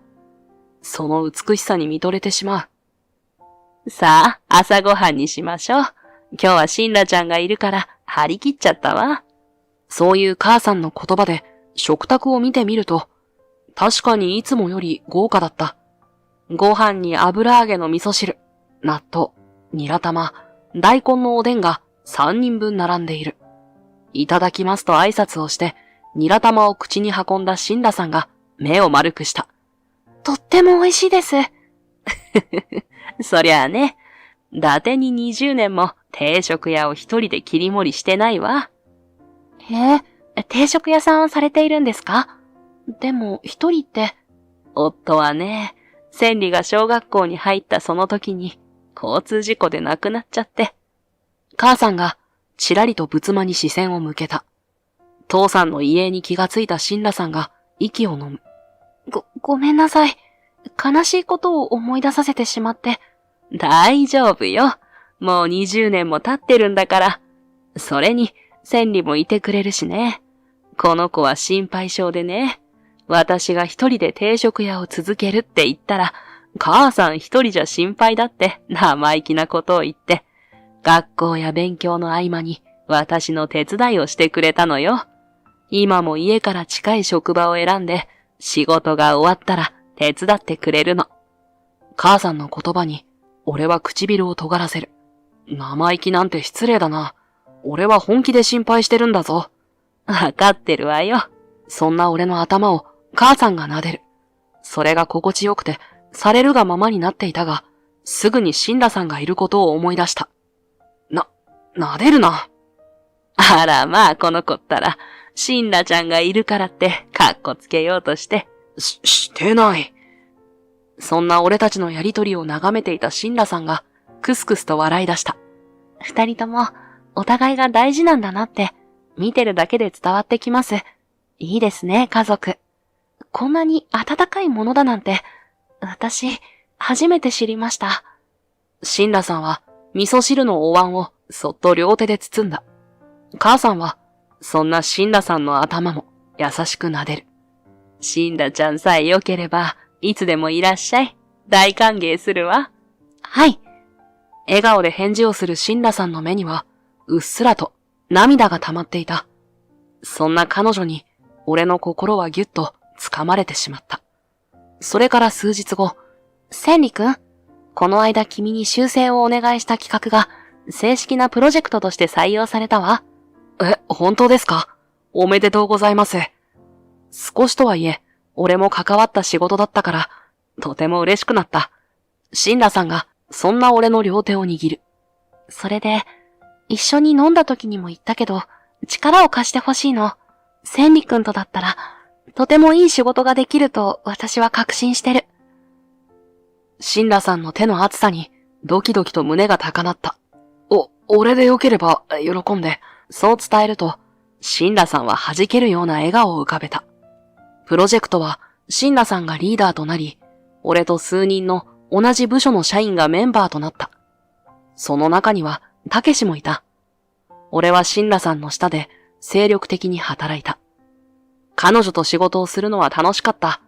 いい案を出したり、資料やデータを手早く集めたりすると褒めてくれたし、ミスをしても怒ることなく、次に同じミスをしないためにはどうすればいいかを一緒に考えてくれる。そうやって、のびのびと仕事をしていると、周囲の俺を見る目が変わってきた。一番驚いたのが、たけしが俺に謝ってきたことだった。ずっと窓際の給料泥棒だと思っていました。けど、訂正させてもらいます。先輩は、仕事も早いし、いい案もたくさん出せる、すごい人だったんですね。そう言って頭を下げるたけしには、慌ててしまった。たけしが、俺を無能だと思っていたのも無理はないよ。本当に窓際社員だったし。今の俺をすごいと思うのなら、それはシンラさんのおかげだよ。たけしは顔を上げた。課長のことも俺勘違いしてました。最初に彼女に取り入ろうとして近づいた時に、冷たく突っぱねられたから、冷たい嫌な人だと思っていました。けど、彼女にはきっと、俺の下心が見えてたんでしょうね。それに、佐久間先輩のこともあんなに足ざまに言っちゃったし、そんな俺なのに、今回のプロジェクトのメンバーに加えてもらって、俺は幸運です。期待に添えるように頑張ります。そうしてくれると助かるよ。俺たちは固く握手を交わした。シルドクテーレと提携を結ぶことに成功したわ。商談から帰ってきて、すぐ放たれたシンラさんの言葉に、メンバーの全員が喝采を上げた。今回のプロジェクトの肝は、今若者の間で大流行している新進気鋭のファッションブランド、シルドクレーテと提携を結ぶことだった。それが成功したということは、このプロジェクトは完全に波に乗ったと言えるだろう。これも千里くんのおかげね。あなたがシルトクレーテのブランド方針やコンセプトを入念に調べてくれて、うちの会社の経営理念に合致する点を見つけてくれたから、先方もそのような企業とであれば提携したいですって首を縦に振ってくれたのよ。シンラさんの褒め言葉にみんなが俺に向かって拍手をしてくれた。気恥ずかしくなって頬をかく。その時、失礼と言って俺たちの輪の中に泉部長が割って入ってきた。すまないね。佐久間くんを褒める言葉が聞こえてきたものだから、彼には気をつけた方がいいと忠告をしたくてね。忠告ですか？シンラさんは顔をしかめた。周りにいるメンバーが不審そうに俺と泉部長を見る。彼は過去に大きな失敗をしたんだ。それも今回と同じような状況だ。とある大手のファッションブランドとの提携を成功させたのはいいが、その後のやりとりで先方の気分を損ねてしまって、提携は取りやめになってしまった。成功すれば、我が社にとって莫大な利益になるからと、期待を寄せていたのにもかかわらずだよ。あの時の彼には本当に失望したね。だから、彼に期待を寄せない方がいい。むしろ、彼はここでメンバーから外すべきだ。大行に肩をすくめてみせる部長に周囲がざわめく。部長の言う通り、俺は過去に大きな失敗をした。その時のことや、部長にネチネチと嫌味を言われ続けたことを思い出して、体中から血の気が引いて、冷や汗が流れる。部長の言う通り、俺がこのプロジェクトに関わったままだと、あの時と同じ失敗をするかもしれない。そう思い、俺はメンバーから抜けさせてもらおうと口を開いた。だけど、それよりも早く、シンラさんが声を上げた。いいえ、彼はこのプロジェクトの柱です。こんなところで外すなんてできません。俺は目を丸くした。泉部長は眉を潜める。いいのかな？君のプロジェクトが失敗するんだぞ。失敗なんてしません。そのために私たちがいるんです。彼が同じミスをしないように、私たちがサポートをします。きっぱりと言い放つシンラさんに、胸が熱くなった。ボロボロと勝手に涙がこぼれ始める。メンバーのみんなも、シンラさんと同じ思いのようで、部長のことを白い目で見ていた。そのことに気がついた部長が、小さく舌打ちをする。忠告はした。後悔しても知らないよ。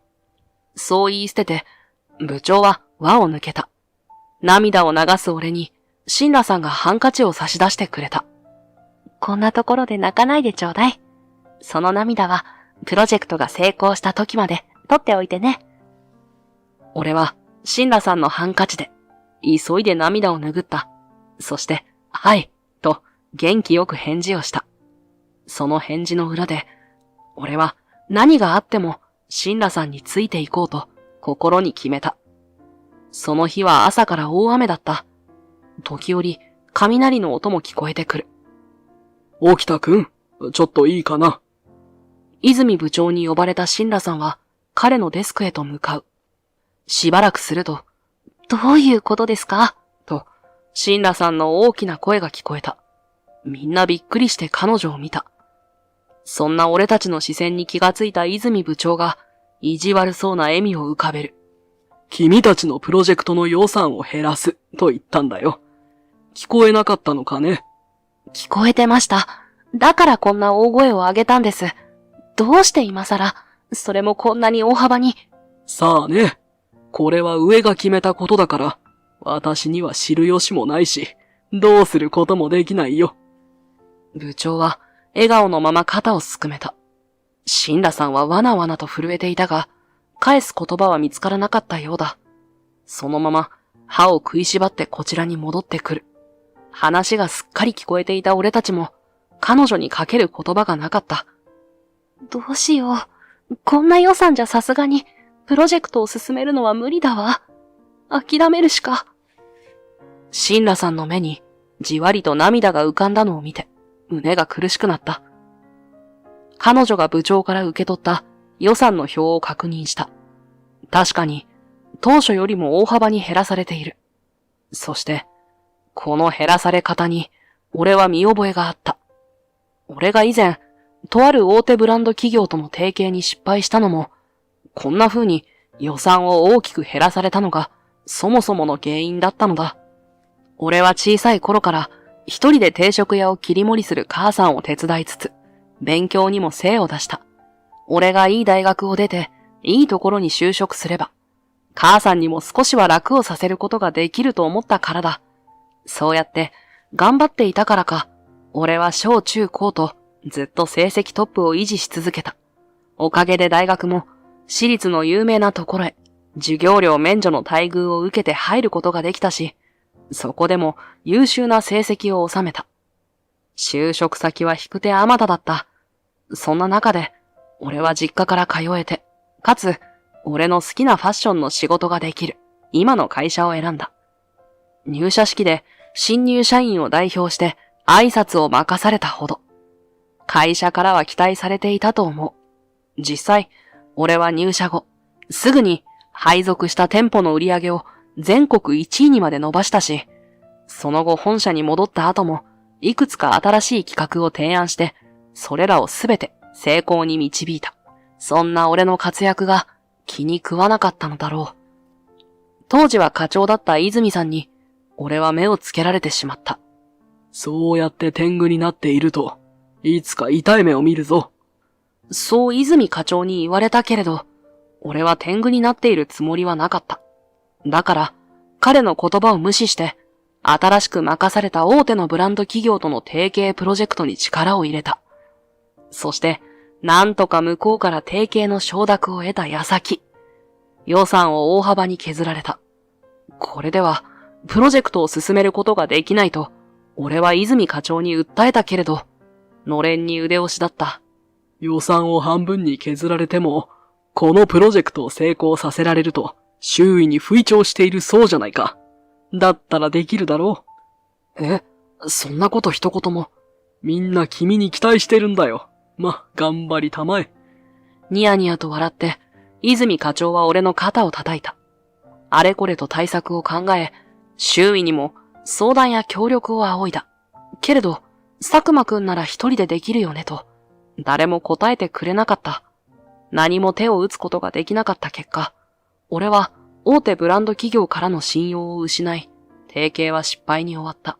君には期待していたのにと、上層部からも見限られ、泉課長からは、この失敗のことをネチネチと言われ続けて、俺の心は折れてしまった。そして、俺は窓際社員になることを受け入れた。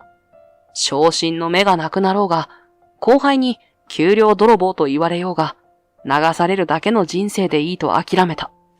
だけど、今は違う。俺が同じ失敗をしないよう、俺をサポートすると言ってくれたシンラさんがいる。それに同調してくれるメンバーもいる。このみんなとなら、あの時考えていた策を使うことができるかもしれない。シンラさん、まだ諦めちゃダメです。戦いましょう。俺に策があります。うなだれていたシンラさんが顔を上げた。策？はい。SNS を使うんです。俺たちのプロジェクトの進行状況をリアルタイムで公開します。シルトクレーテは若者に人気のブランドですから、絶対に注目されます。なるほど。SNS は無料で登録できるから、広告費をかけずに済むし、いいやんね。センリ君、お願いできる？任せてください。俺は胸を叩いた。ふと窓の外を見れば、あんなに降っていた雨がいつの間にか止んでいた。そんなわけで、俺はシルトクレーテにも許可を取り、SNS にアカウント登録をして、プロジェクトの進行状況を写真や動画にして逐一投稿していった。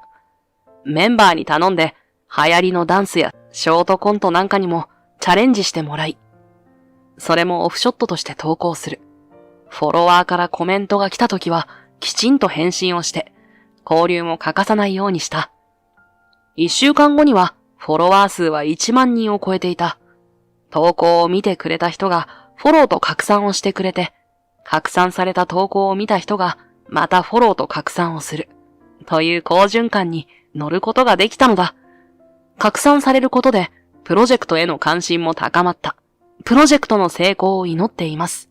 このプロジェクトで出来上がった服、超期待、頑張ってほしい。などという応援コメントがどしどしと寄せられる。それらのコメントはプロジェクトメンバーにも紹介した。みんな喜び、さらに士気を高めることとなった。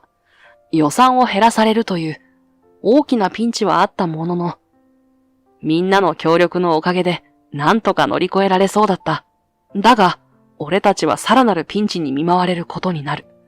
ある日俺とシンラさんは部長に呼ばれた。彼に呼ばれることには嫌な予感しかしない。シンラさんも同じ気持ちのようだった。不安を押し殺すように、ぎゅっと口を一文字に結んでいる。神楽さんから連絡があってね。その会社名にシンラさんがピクリと反応した。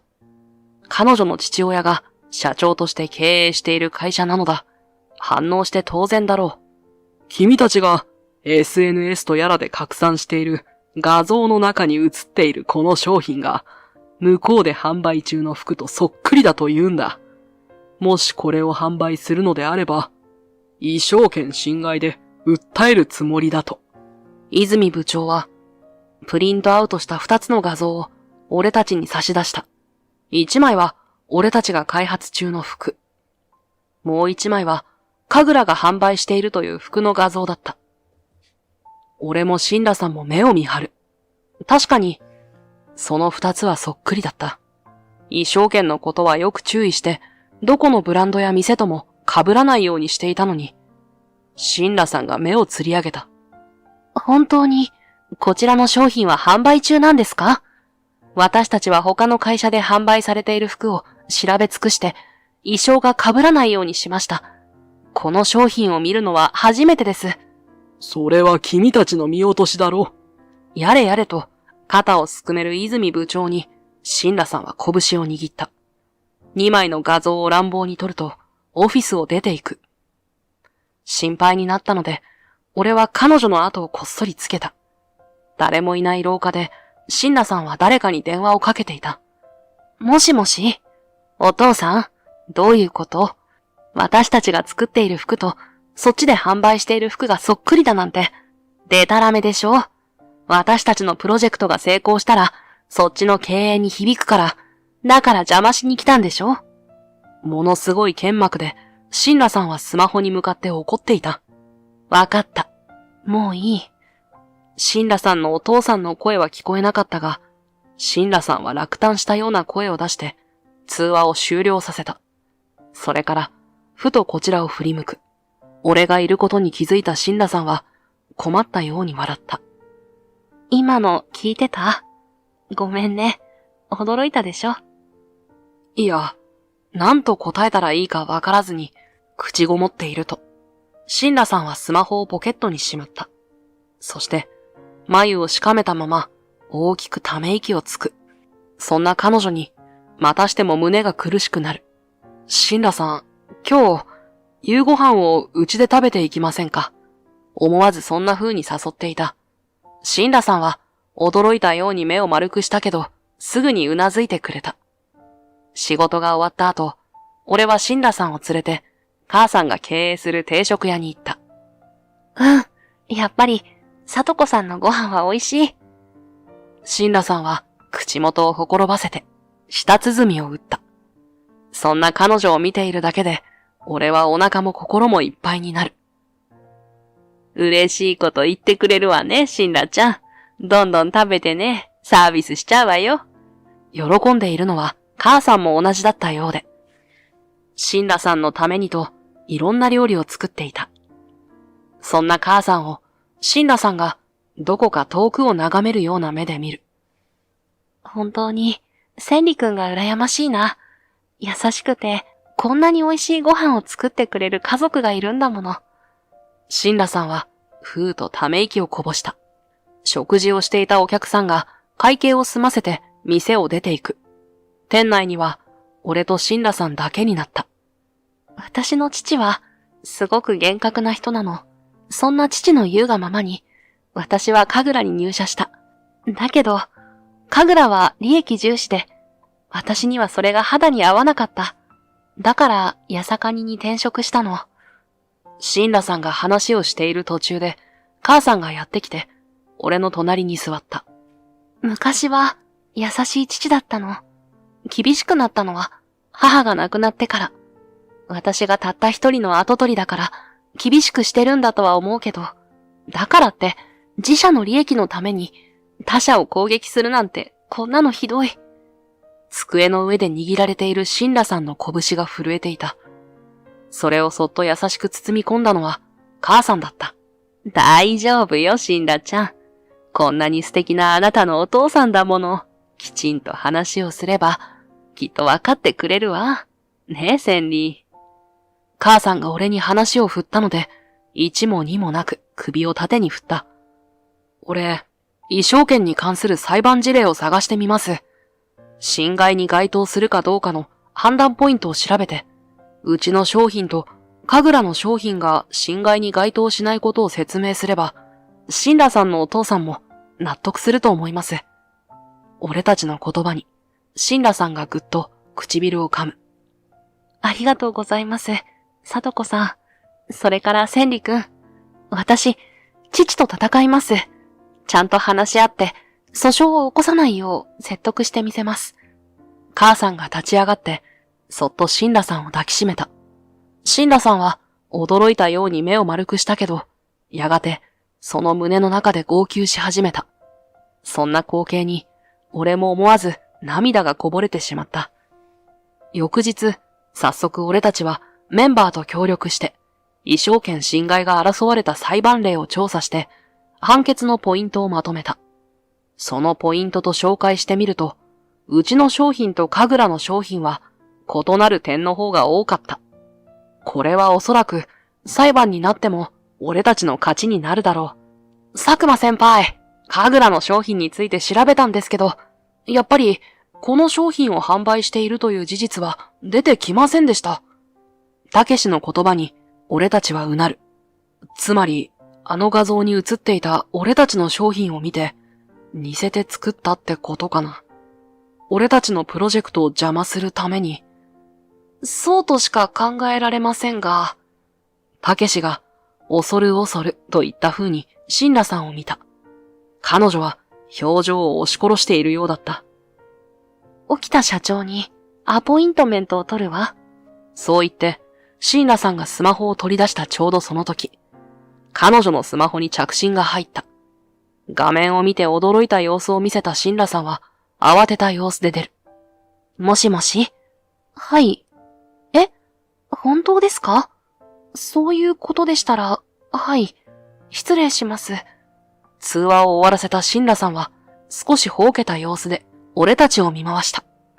父、神楽の社長からの連絡だったんだけど、向こうで再度調査したところ、うちの商品はまだ販売前のもので、衣装登録の出願もしていないから、侵害には当たらないってだから、訴えるといったことは取り消させてもらうって。その内容にメンバー全員が安堵の息を漏らした。今後はこんなことがないように、さっさと衣装権の出願要請をした方がいいですね。俺、早速行ってきます。そう言って、たけしが出て行った。そんな彼を見送るシンラさんが、しかめっ面を浮かべている。どうして父は急に手のひらを返したのかしら。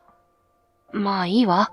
これで懸念事項も消えたし、プロジェクトを進めていきましょう。シンラさんの言葉に、みんながはいと一斉に答えた。ふと視線を感じて振り向くと、泉部長がこちらを睨んでいた。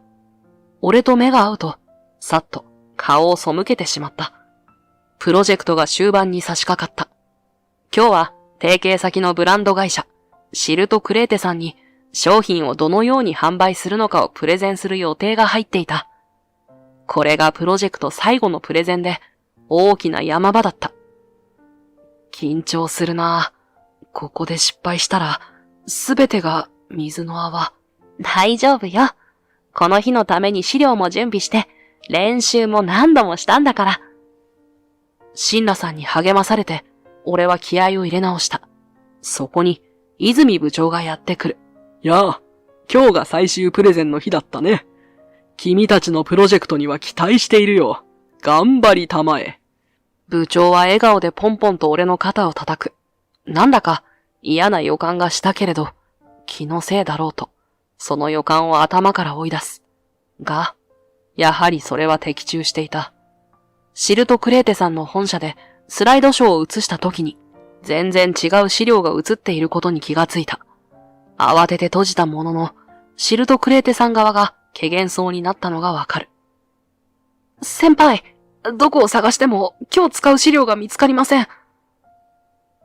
どうしよう。こっちの準備不足でプレゼンは中止なんてことはできないし。シンラさんもたけしも顔を青くしておろおろとしていた。特にシンラさんは今日の進行役なのでかなりプレッシャーを感じているのだろう。シンラさん、進行役、俺が変わってもいいですか？いいけど、一体どうするつもり？練習の通りにするだけですよ。これ以上シンラさんに不安を与えないよう、笑顔でそう返事をして、俺はマイクを手に取り、壇上に立つ。皆さん、大変失礼しました。実は、今日のプレゼンに気合を入れすぎたみたいで、俺たちのその気合に恐れをなしたスライドショー用の資料が逃げ出しちゃったみたいです。おどけてみせると、会場からクスクスと笑いがこぼれた。場の空気がつかめたと確信する。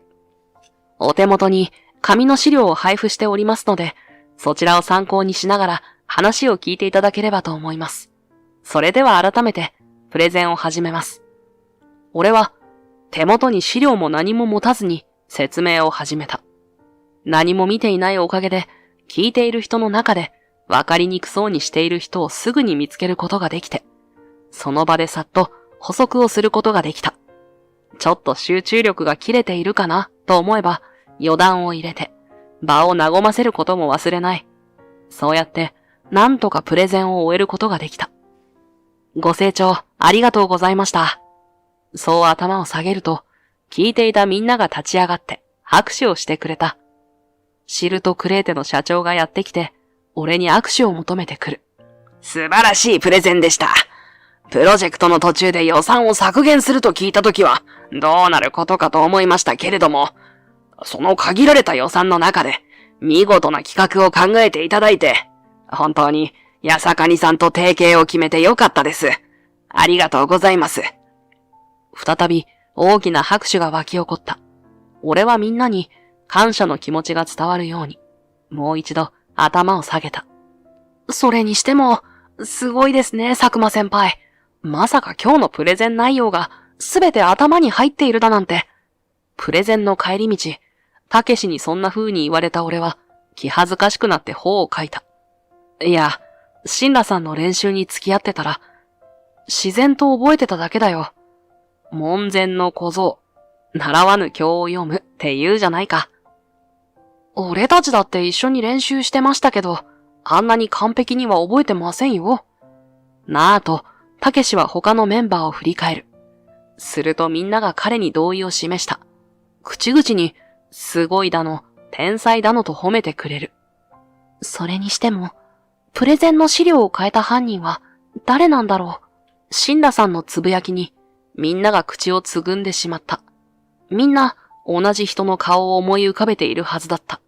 だけど、証拠があるわけではないから、おいそれと口に出せないのだ。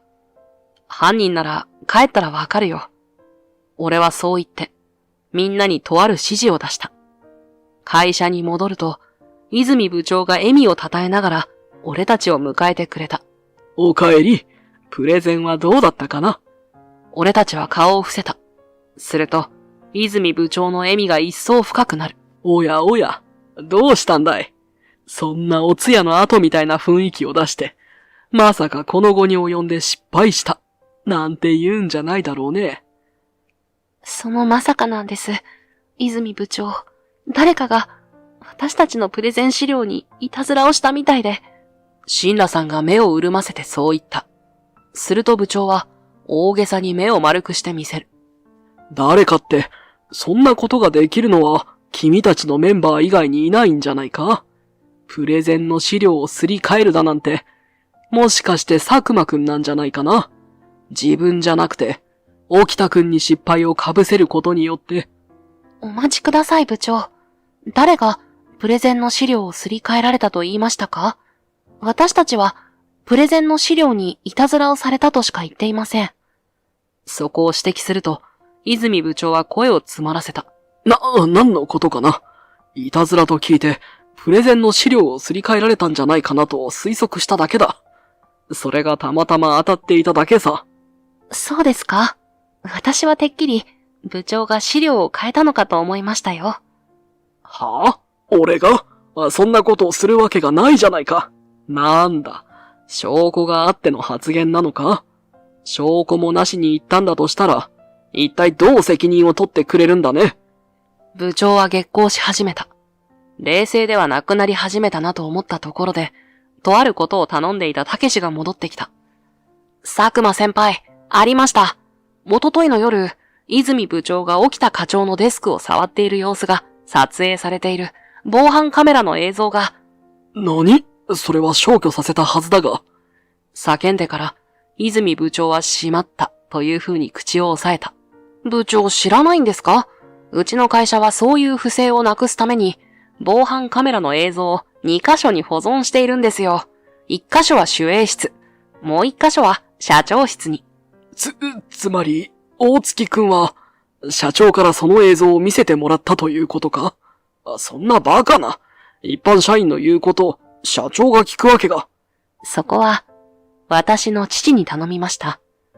シンラさんが厳しい顔つきで部長を睨む。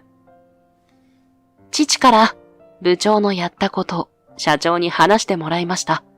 あなたは私たちのプロジェクトが成功すれば、父の会社がピンチに陥ると持ちかけて、私たちが開発中だった服とそっくりなものを作らせて、衣装権の侵害だと難癖をつけさせた。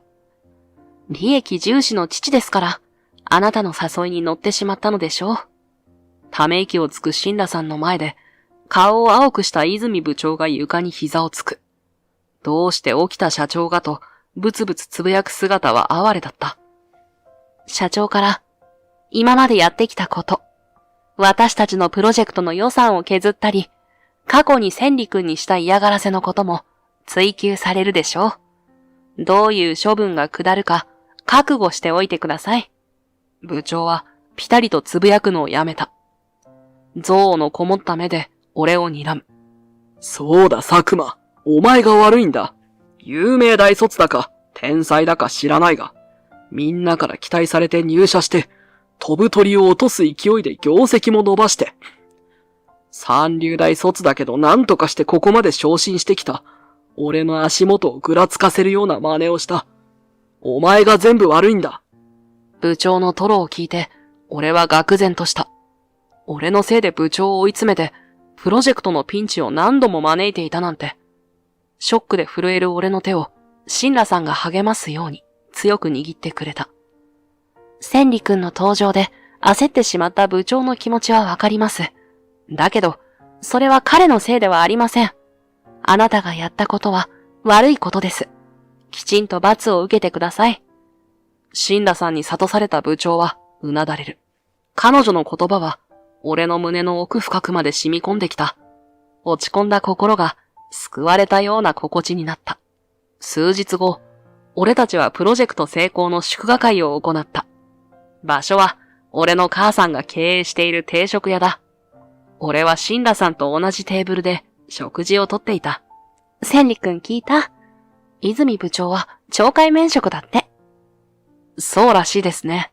本当に千里くんのせいじゃないからね。あなたは被害者なんだから。はい、大丈夫です。理由はどうあれ、部長がやったことは会社の足を引っ張ることでしたから。シンラさんがあの場ですぐに部長を諭してくれたおかげで、俺もすぐに立ち直れることができました。そう、ならよかった。シンラさんは頬を染めて笑った。その表情は俺の心臓をドキリと打った。その時、入り口のドアが開いた。今日は貸し切りのはずなのに、と不思議に思って振り向くと、なんとそこには沖田社長がいた。お父さん、どうして？シンラさんは驚きのあまり立ち上がった。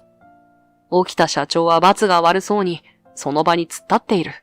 すると、そこに母さんが現れて、沖田社長の腕を引っ張って、俺たちのところまでやってきた。私が呼んだのよ。なんで母さんが沖田社長の連絡先を知ってるんだ？私と楽さんはね、昔付き合っていたの。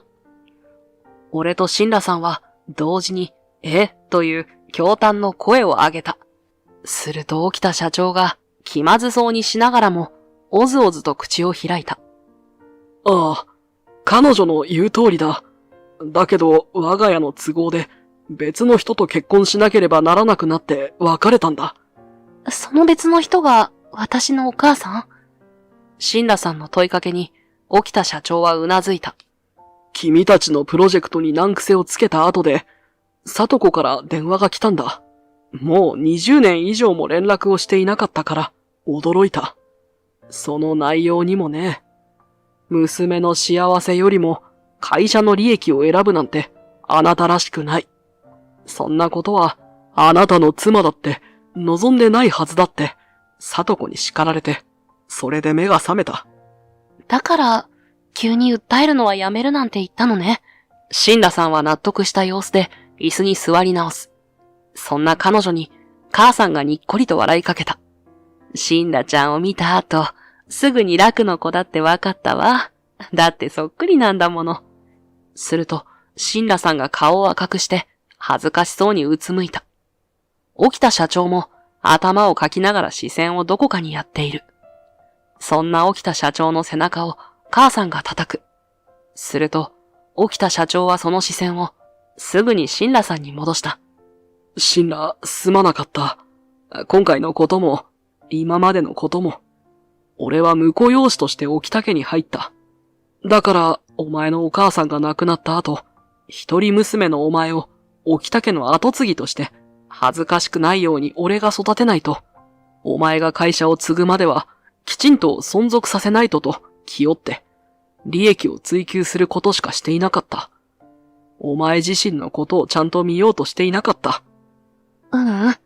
私こそ、お父さんの事情も知らずに勝手に飛び出して、当てつけみたいにライバル会社に入っちゃって、ごめんなさい。肩を落としたシンラさんの頭を、沖田社長が優しく撫でた。お前は、その新しく入った会社で、頑張っているそうじゃないか。俺は経営方針を見直そうと思っている。利益重視ではなくて、人材重視の方向にな。絶対そっちの方がいいよ。シンラさんはとびきりの笑顔を沖田社長に向けた。二人が和解したことに、俺は目の奥が熱くなる。母さんも、俺と同じ気持ちだったようで、涙を流していた。そんな母さんを、沖田社長が愛おしそうな眼差しで見ていることに気がついた。はっとしてシンラさんを見ると、彼女が心得たと言わんばかりに、こくりとうなずく。母さん、もう料理は全部出したんだろ。お酒はこっちで勝手に開けるから、奥で休憩してきたら。それがいいと思いますよ、さとこさん。私たちは祝賀会で忙しいから、お父さんがついてあげてて、ね。顔を赤くしながら目を丸くする二人の背中を店の奥に押し込む。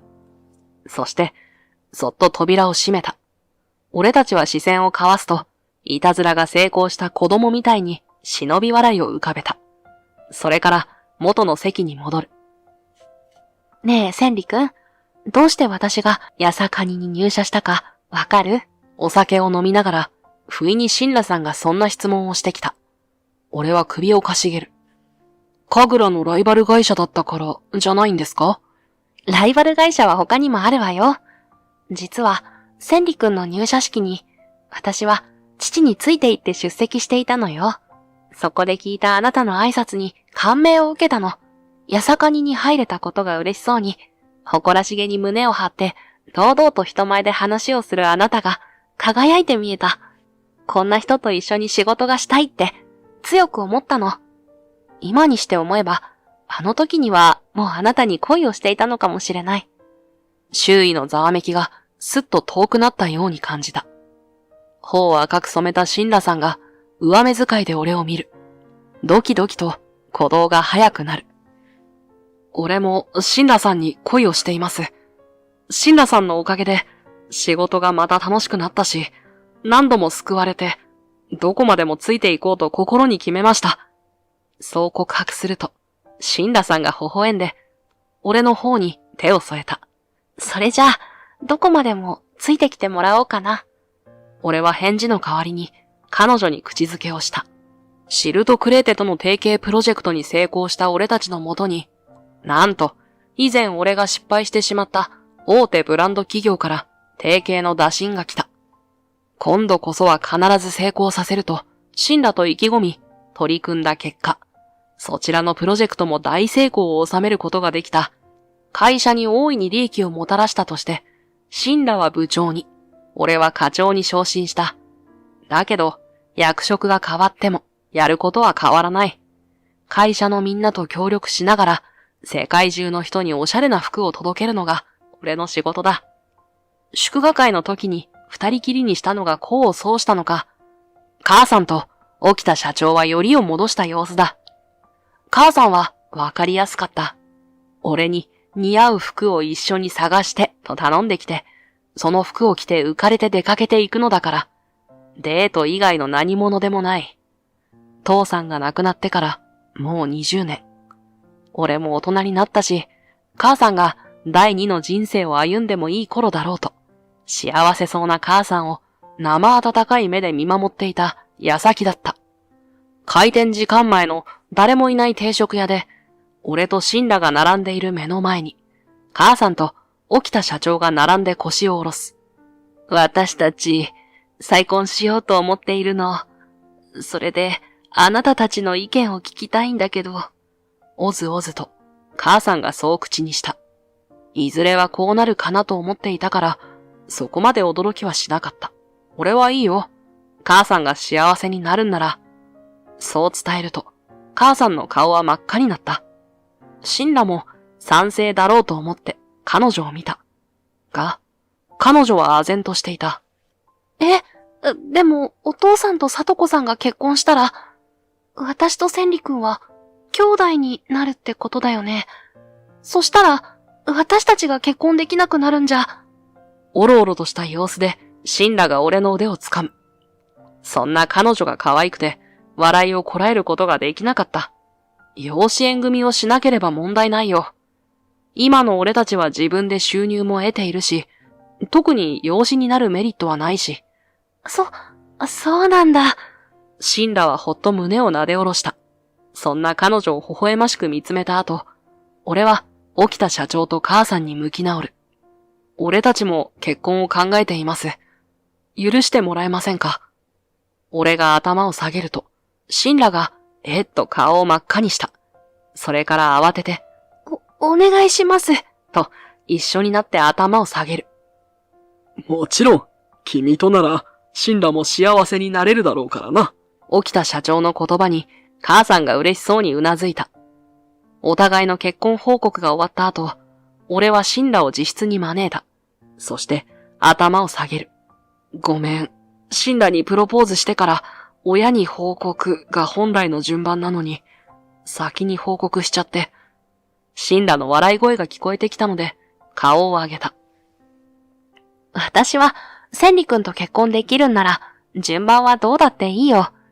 だいたい、私があんなこと言った時点で、親に報告したも同然だったし、はにかむシンラの手を、俺はそっと握る。今度のデートの時に、指輪を買いに行こう。シンラが喜びそうなお店を、いくつか見つけてあるんだ。それは楽しみ。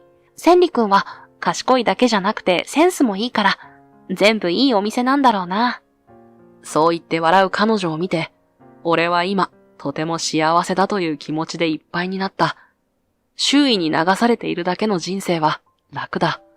だけど、自分にとって本当にかけがえのないものは、その流れに逆らうことで得ることができる。